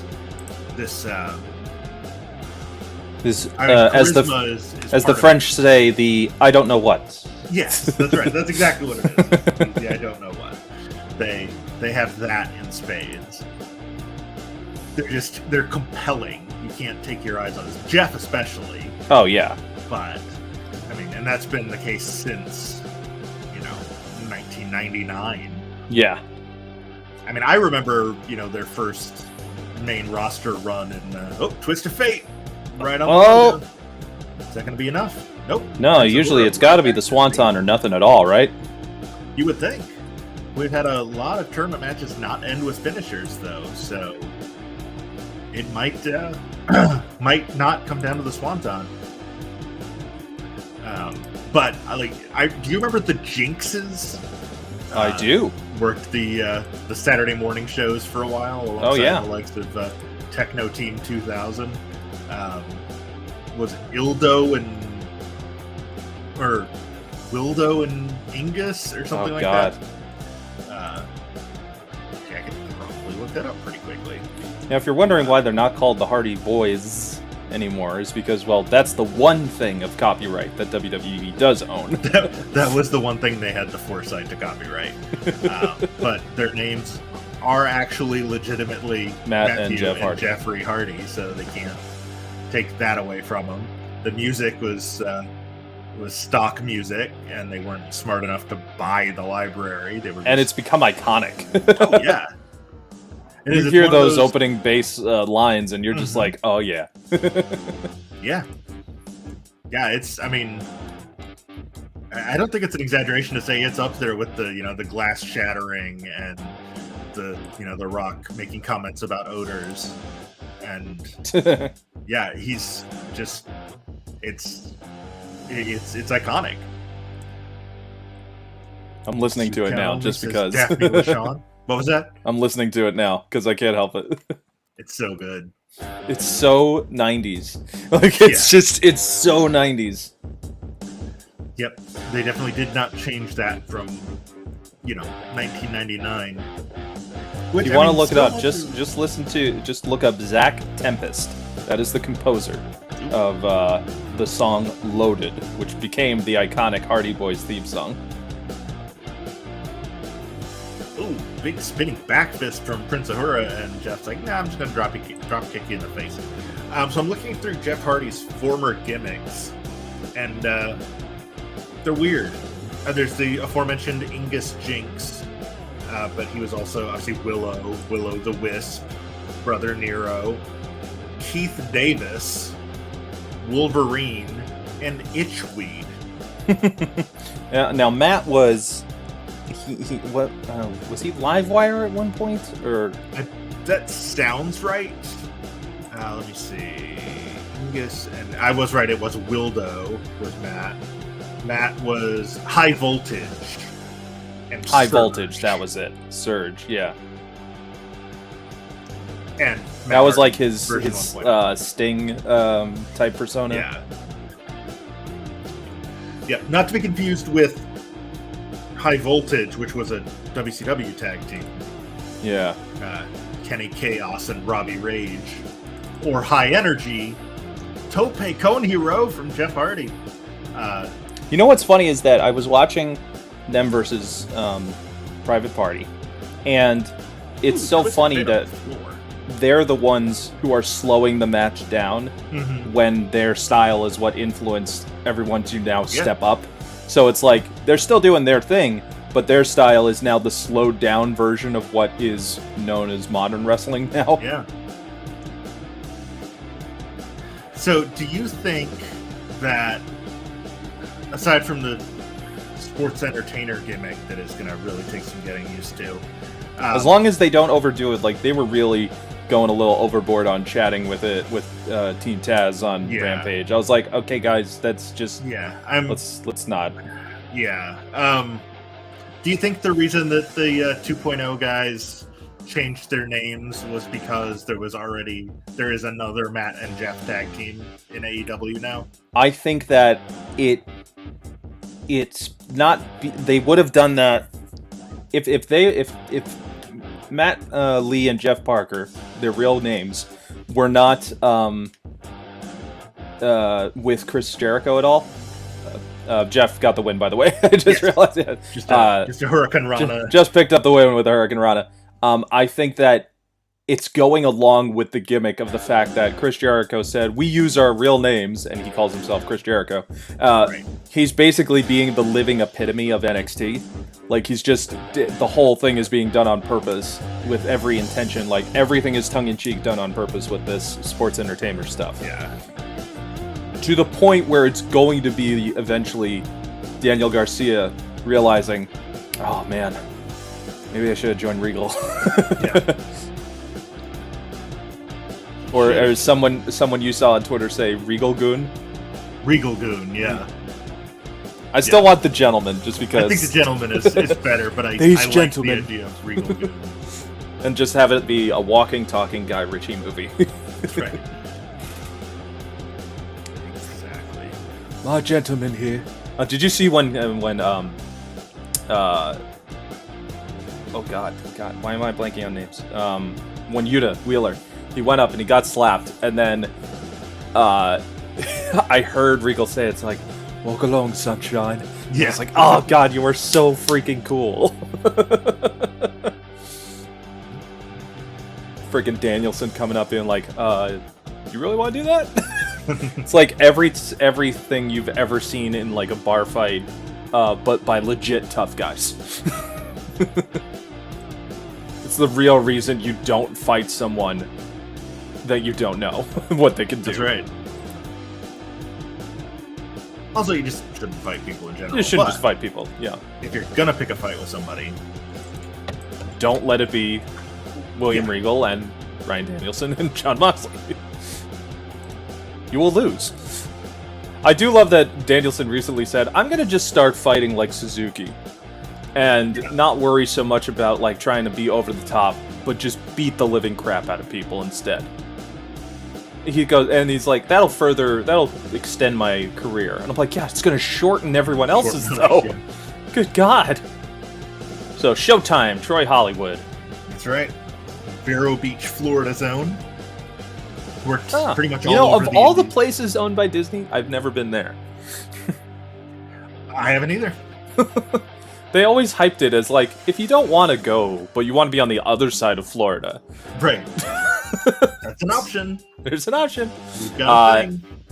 And Josh Woods currently still the Ring of Honor Pure Champion. Not sure what the fate of that is going to be as well. I think Josh Woods recently showed up on Impact. He did, yes. Yes. Not part of Honor No More, just as a performer. He's also done some work on Dark, so I think he's could go either way. Enjoying his free agency status. The goods, Josh Woods. I hope the Pure Wrestling Championship isn't retired. It's something that is unique to Ring of Honor and really could help it in terms of, differentiating it from AEW, especially if it's going to be a developmental type Plus, I mean, imagine Danielson coming back to challenge for the belt. Oh man, you're gonna want the guy who legitimately is the epitome of pure wrestling. Yeah. In terms of that style. Yeah. And then that also opens it up to guys like Daniel Garcia or Lee Moriarty. Yuta. Wheeler Yuta, yeah. Yeah, I think it's a little early to be asking if he gives up to a side headlock 2 minutes into the match. Hey, we've seen it. Seen people win in all sorts of fashions on this show. I've seen some kind of flash wins. Danilo and Fabio, who we've joked in previous weeks, looks like Zachary Quinto as a referee. Calling Woods and Hollywood. Lots of wood in the ring. Troy Hollywood, mentioned, kind of bounced around the indies this year. World Wrestling Network, GCW, Full Impact Pro.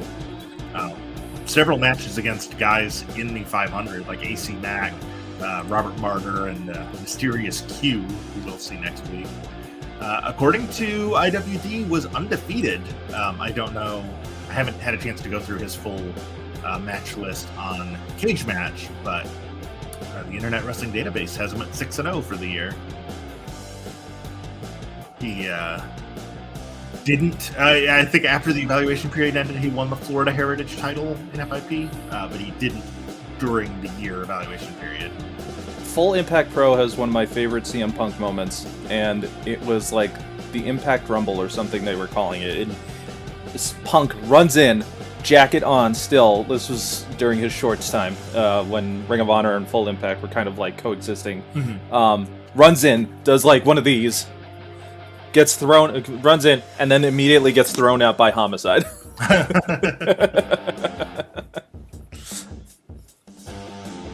But yeah, Troy Hollywood, trained by Jay Lethal.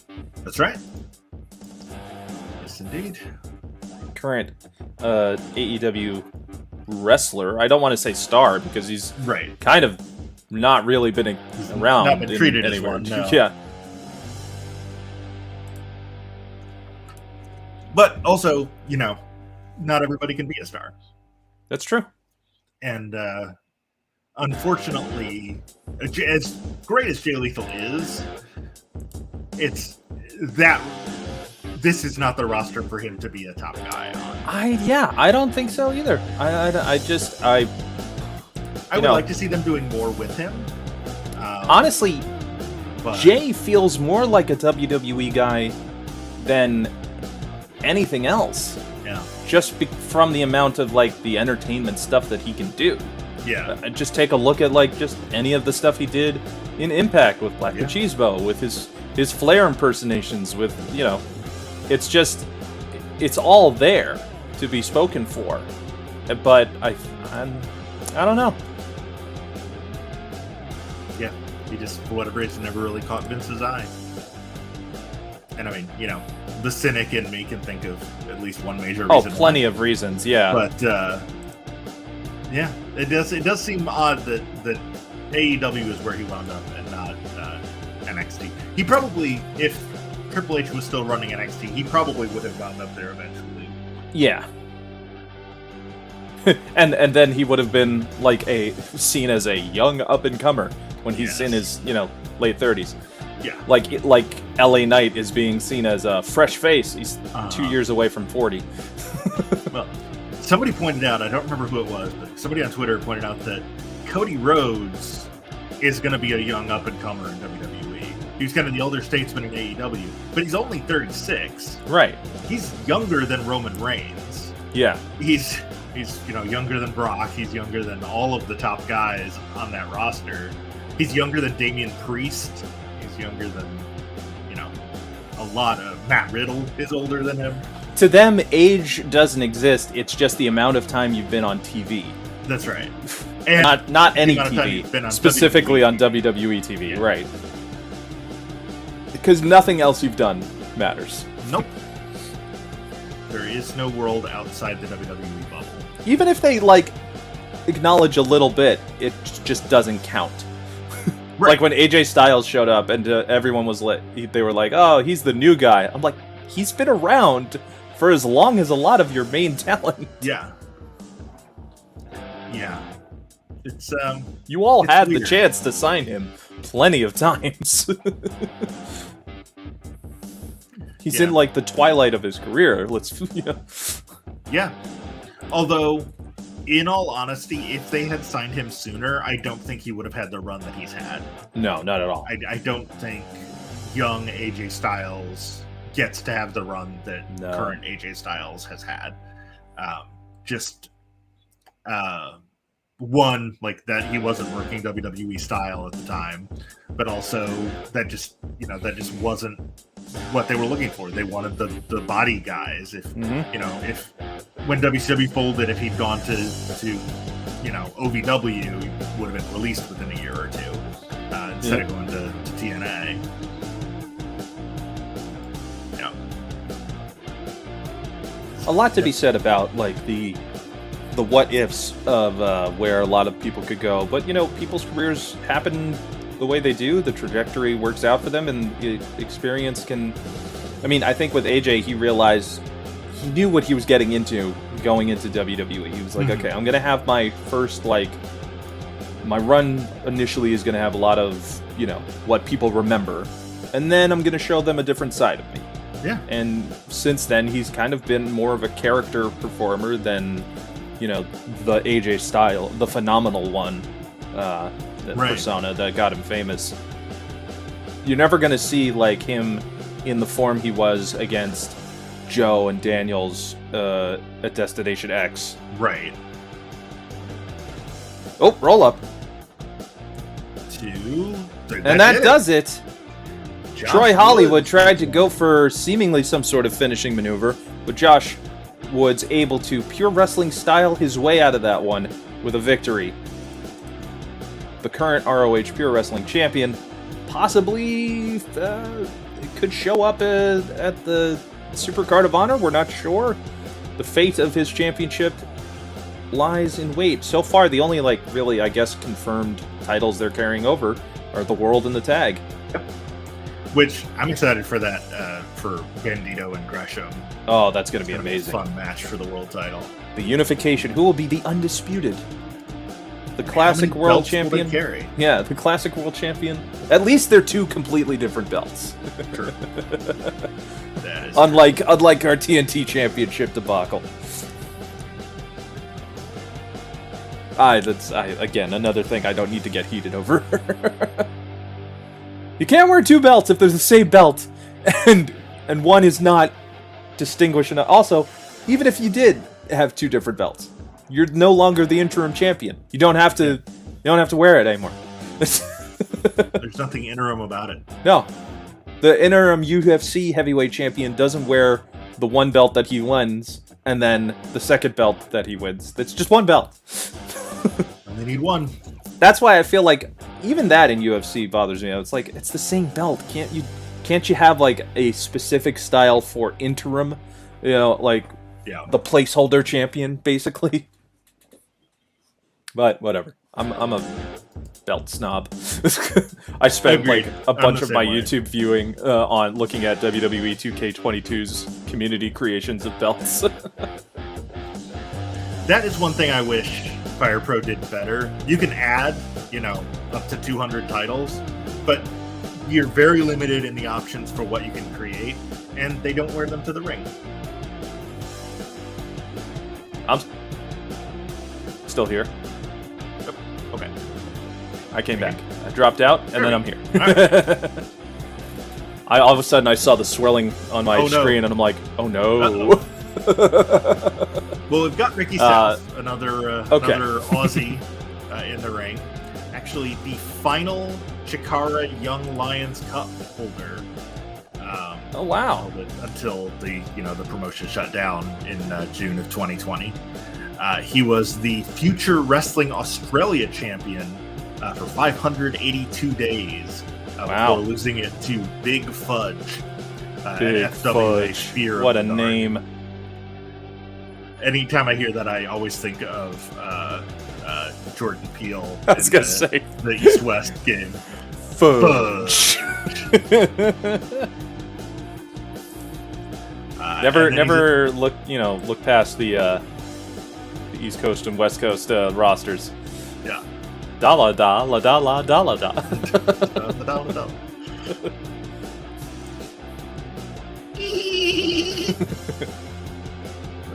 What did he opens his mouth in construction noises? Harvard University. DeVry University. Yeah. And then the one white guy, Brigham Young University. What was it, Aaron? Oh wait, no, that one guy, he did call himself Aaron. Aaron Balake. Yeah. If one of y'all says another silly ass name.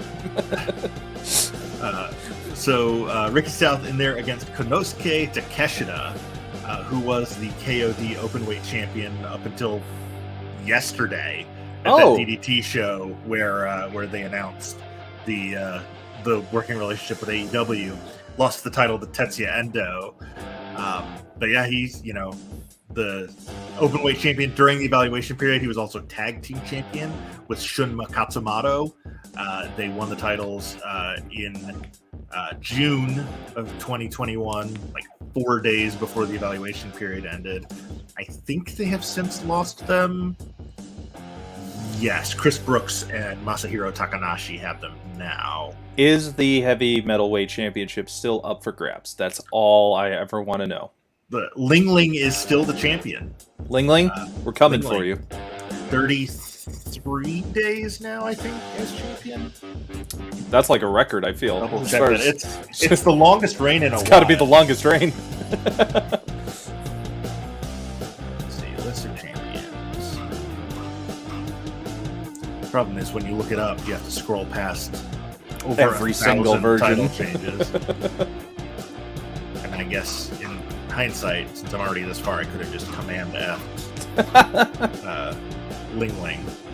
Yes, 33 days as champion is the longest reign since Danshoku Dino held the title for 7 weeks last year, from July 25th until September 12th. How about that? And Dino lost the title in a tag match involving Konosuke Takeshita. Hey! Takeshita teamed with Shunma Katsumoto against Dino and his partner Yuki Ino. Katsumata pinned Dino to win it was a tag title match. Katsumata pinned Dino to retain the tag titles, but also because he pinned the Iron Man Heavy Metalweight champion, he also became Iron Man Heavy Metalweight champion. Well, there you go. It's almost as if the belt chooses you. Almost, yeah. It's like the championship is a symbiote, and it chooses its host. It's Doctor Strange's cape. Yes. Yeah, and then he lost it in a trios match against Hiroshima, who then lost it in an autograph signing when Akito pinned him. And then it gets weird again, because that's how that belt rolls. I mean, that's just the belt in general. Yeah.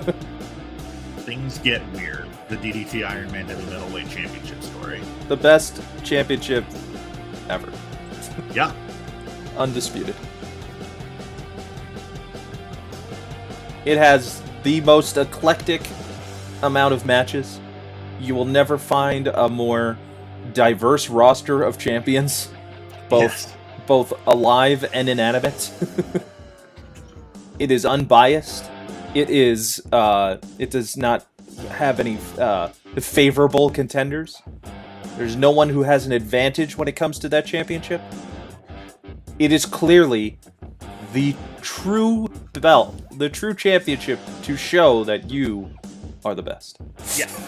Check out, if you have Wrestle Universe? Wrestle Universe, thank you. I'm going to call it Wrestle Kingdom for some reason. Check out the Ultimate Tag League 2022 in Shinjuku show. That was the most recent title change, where it changed hands 15 times in the span of one evening. finally ending with Ling Ling beating Antonio Honda by submission when she crushed his hand in a handshake.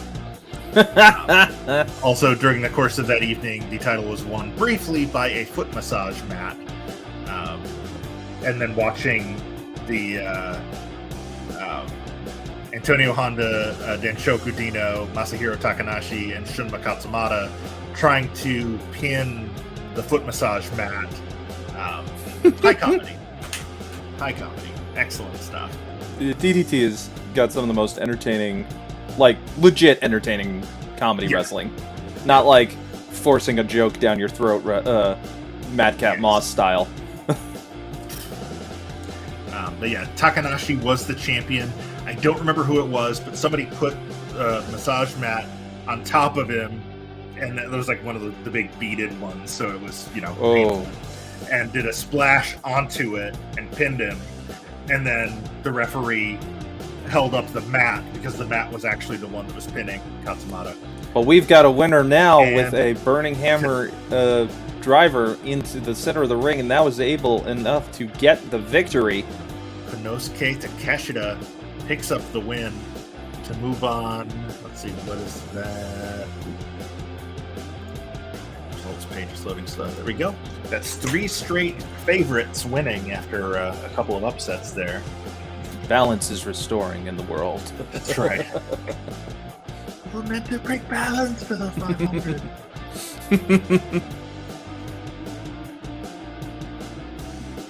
I've been perusing through. It's sometimes like streaming services, are flawed in general when it comes to just being able to. I think HBO Max still has the best interface. Agreed. That I've had to use just because for being able to find something, but especially with wrestling when it has a very large library, it can get because you want to consume it, but you don't know where to start, and it's not like they have guides where it's like, if you like this, watch this. Yeah. So that's always something I kind of am hoping somebody will pick up on and be like, if you like this style of wrestling, watch these, or or even if it asks you, what are you looking to watch? Do you prefer this type of match? Do you prefer this? Yeah, TikTok does that with its, what it's searching for algorithms. It's easy. It should be easy to pull that off. I don't know. I'm not a programmer, so I can't. Right. I can't say anything. I'm no big city lawyer, but now I may not be some fancy UI designer. I'm just a humble caveman. I've been my way around Photoshop or two. I have an account with Canva. I also have an account with Canva. In fact, a majority of all the graphics you see is from Canva. So, but Rey Rosas, native of Antelope Valley, first appeared in the 500 in 2013, where he was rated 385. This year he's at 368, down 12 spots from his all-time high of 356. He was the Heritage Heavyweight Champion in Championship Wrestling from Hollywood for 3 months before losing it to Jordan Clearwater, who we will see later in the tournament. And he actually did a couple of appearances on Dark as enhancement talent, losing to SCU and Jurassic Express in tag matches. But right now he is going up against with the one and only. Still can't get over the fact that they added an actual literal Ricochet sound effect to the beginning of the song. They turned him into a cartoon. Uh-huh. Ricochet Rabbits. He's a superhero. He was. Now he's just got cool tights. Yeah. But he's the current Intercontinental Champion, so can't hold that against him. So that's working out. He's got that going for him. That's nice. Which is nice. Also, grew up relatively close to where I am now, Paducah, Kentucky. Not a far cry from Nashville. New Japan, he was a king. He was king. His Twitter handle is still @King Ricochet. He was part of that disastrous 8-man tag match at Superstar Spectacle last January, where he teamed with Dilsher Shanky, Giant Zangier, and Rey Mysterio against Cesaro, Dolph Ziggler, King Corbin, and Shinsuke Nakamura. Yeah, people don't like to remember that one too much. No, that's one of those shows that they have, like, they're all about the Saudi shows, but the one time... Forget about Australia. Who cares? Let's get our Indian stars out there, and whoops. Not so good. Yeah. Looking at Ricochet's list of trademark moves on Cage Match, he has a lot. The Benadriller, the 630, backslide driver, shooting star press, the sky is falling, tornado DDT, double rotation moonsault, and Rick Rack. I will be totally honest, I only know what about half of those are. So I see him bust out a Benadriller or the Rick Rack. Just look up anything of his PWG days, and I'm sure that you will find it. Yeah, I would imagine so. Yeah. The same with, there's the match that broke Jim Cornette, which was him with Ospreay versus Ospreay. Yeah. Which has some of the most amazing sequences I've ever seen. Yeah. Any of his pro wrestling guerrilla matches are pretty incredible. Trading standing shooting stars, by the way. If you've got that. Yeah. I don't know that I've ever seen that sequence before. I would also say with what else? I'm trying to think of. I mean, his infamous gifable promo of when Velveteen Dream challenged him to do something interesting, and he goes, okay, and he just forward flips, lands on his feet in front of him. Yeah. Yeah, that was... Unfortunately, that's one of those moments that will never be shown again. One, because it didn't happen on Raw or SmackDown. Right. But also, two, because in the foreground is Velveteen Dream. Right. And then his match against Adam Cole for the North American Championship. One of the best NXT matches for me. Yeah. I'm a big fan of it. Never saw someone get super kicked out of a moonsault attempt. No. It was amazing. But yeah, Ricochet is a human highlight reel in like the very literal sense of that. You can put on any pre-WWE match and not be disappointed. Yeah. Ricochet's one of those guys, we talked a lot about, the impact that the Hardy Boys had on wrestling, starting in the late 90s. Ricochet is absolutely a disciple of that church. Like, he is, yes. Jeff Hardy walked so Ricochet could fly. Quite literally. Yeah. Yeah, the Ricochet is basically the entirety of the X division at its height. Yeah. I mean, he's one of those guys who his 630 is the only way that I see it being used practically, because he actually lands. He uses the momentum to fall onto his back onto the opponent, where there's sometimes you just see like the back of the head or somebody will land on it, but like, yeah, it's just him and Aleister Black when they premiered from NXT onto WWE television had a really good run as a tag team. Yeah. But then again, it was just kind of like, well, they don't know what to do with them. Right. The answer is just let them be themselves. Or don't call them up if you don't have a plan. Right. That's also an option. Should be the plan. If you don't have anything for them, let them continue where they're being successful. Right. But that's not how they roll. But I mean, Ricochet was one of those guys that I knew. I knew of the Ospreay match, but really the first time I ever watched him regularly was his run in Lucha Underground. Yeah, as Prince Puma, that very first match with Johnny Mundo. Oh yeah, was just like, oh, okay, I get why everybody is gaga over this guy. He's special.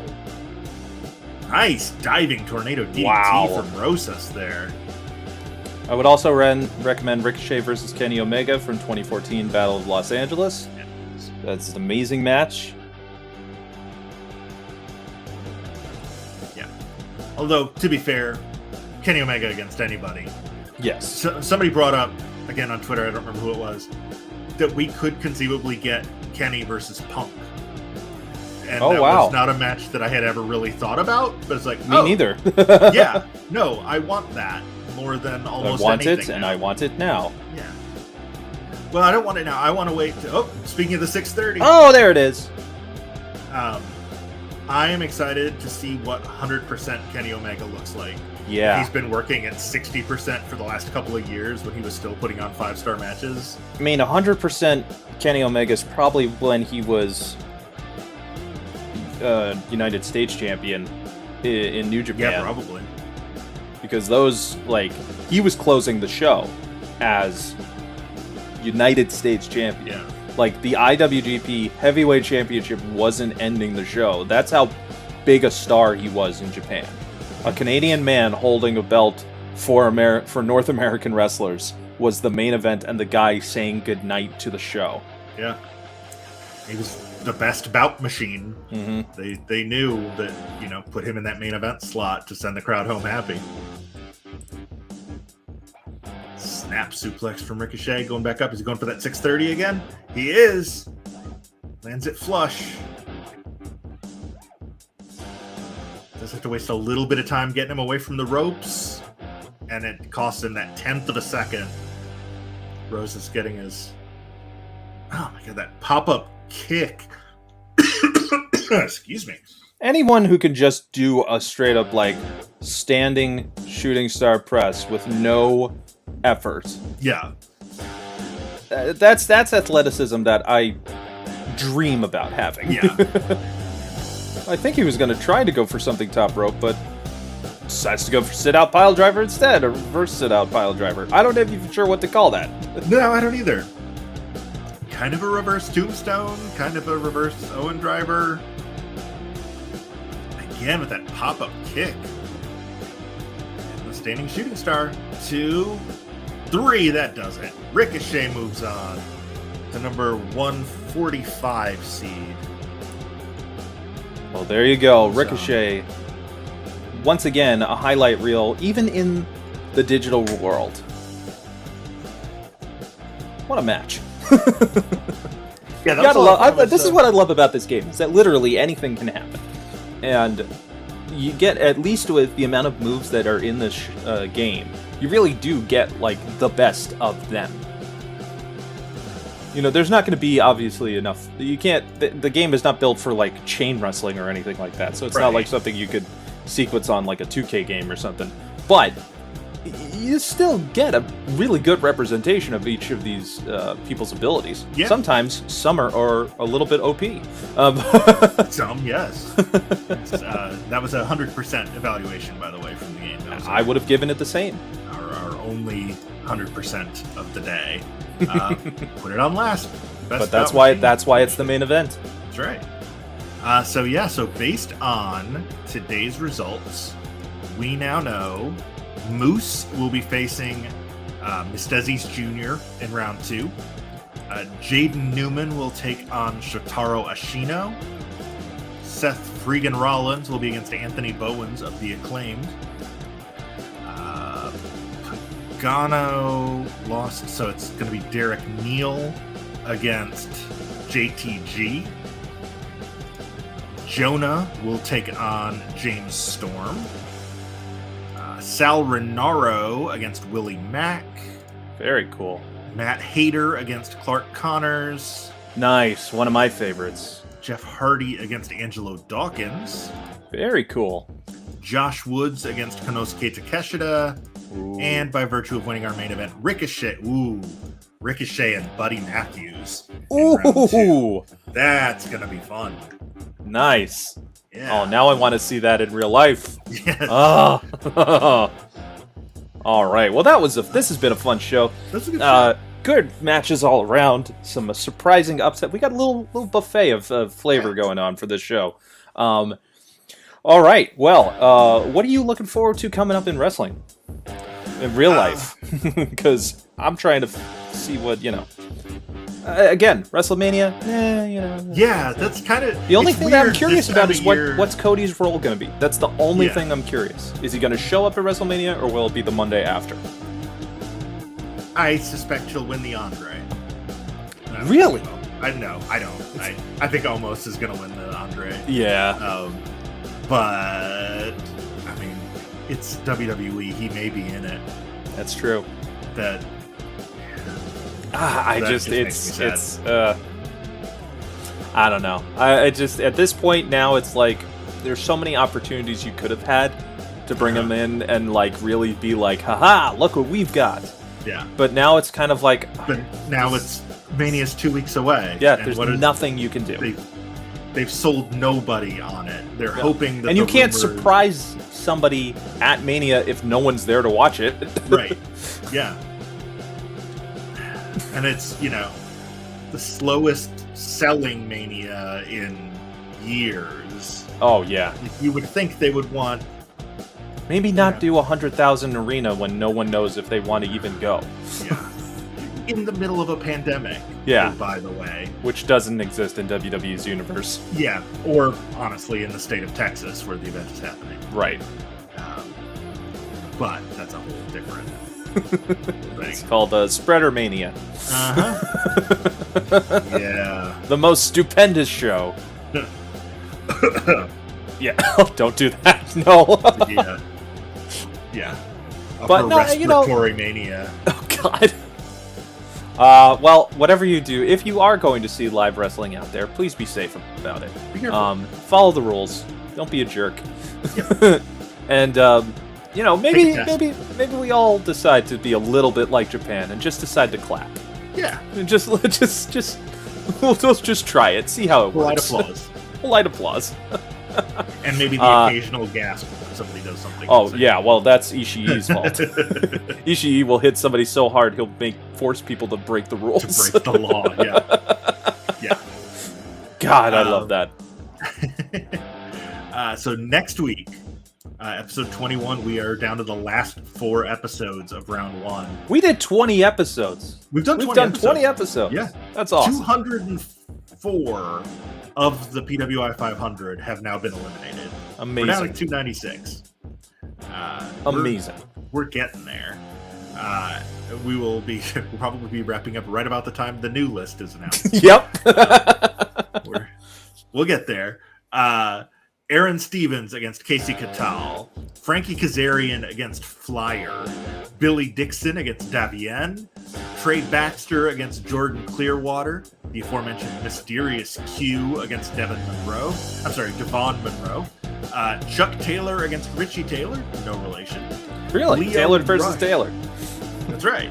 Leo Rush against Ryan Davidson, Orange Cassidy against Dylan McQueen, Jake Something versus Norman Harris, and as of the last time I checked, she might still be the Pan-African Diaspora champion Trish Adora against Gregory Iron. Oh, very nice. One of the one half of the handicap heroes. That's right. All right. Well, there you go, folks. If you want to find us online, of course, you can do so at PW Simulated over there. If you have any shout-outs to wrestlers, please do so by tagging us. Also, if you know of any designs that maybe we may be missing out on, you can always contact us, prowrestlingsimulated@gmail.com. By the way, now everything is uniform in terms of our social media and tags and stuff, so PW Simulated all across the board, even on our Twitch page, so check it out.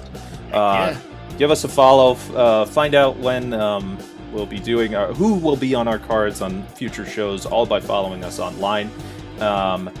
And we will be back again on Sunday for the continuation of this tournament. Right. Pat, what's going on in the world outside of pro wrestling for you? Well, we're still on hiatus for Kings of Consoles. I'm going to get it to the point where one day you're going to be like, we're back! We're back. We launched a new episode. I think we're recording today, maybe.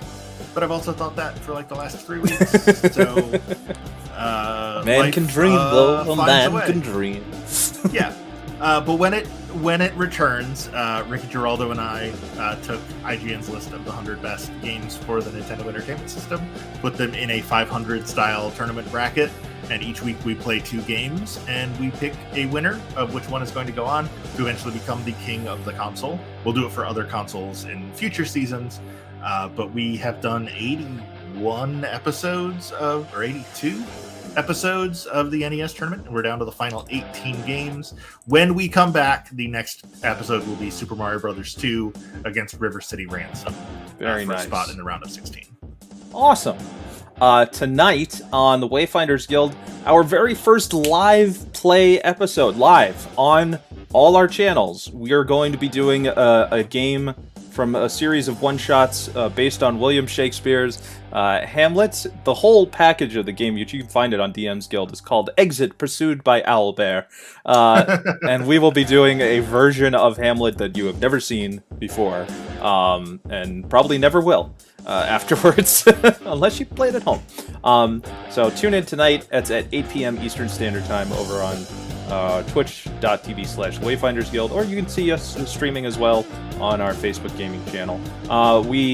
Thanks everybody for watching us today. You can like, share, subscribe, all that stuff on our Facebook, on our YouTube, on our Twitch, and all on our social media handles. For Pro Wrestling Simulated, it's the 500. I have been Mike. I'm still Pat. And we will see you next time on the 500. Have a great day, everybody. Bye, Enjoy the everybody. week of wrestling.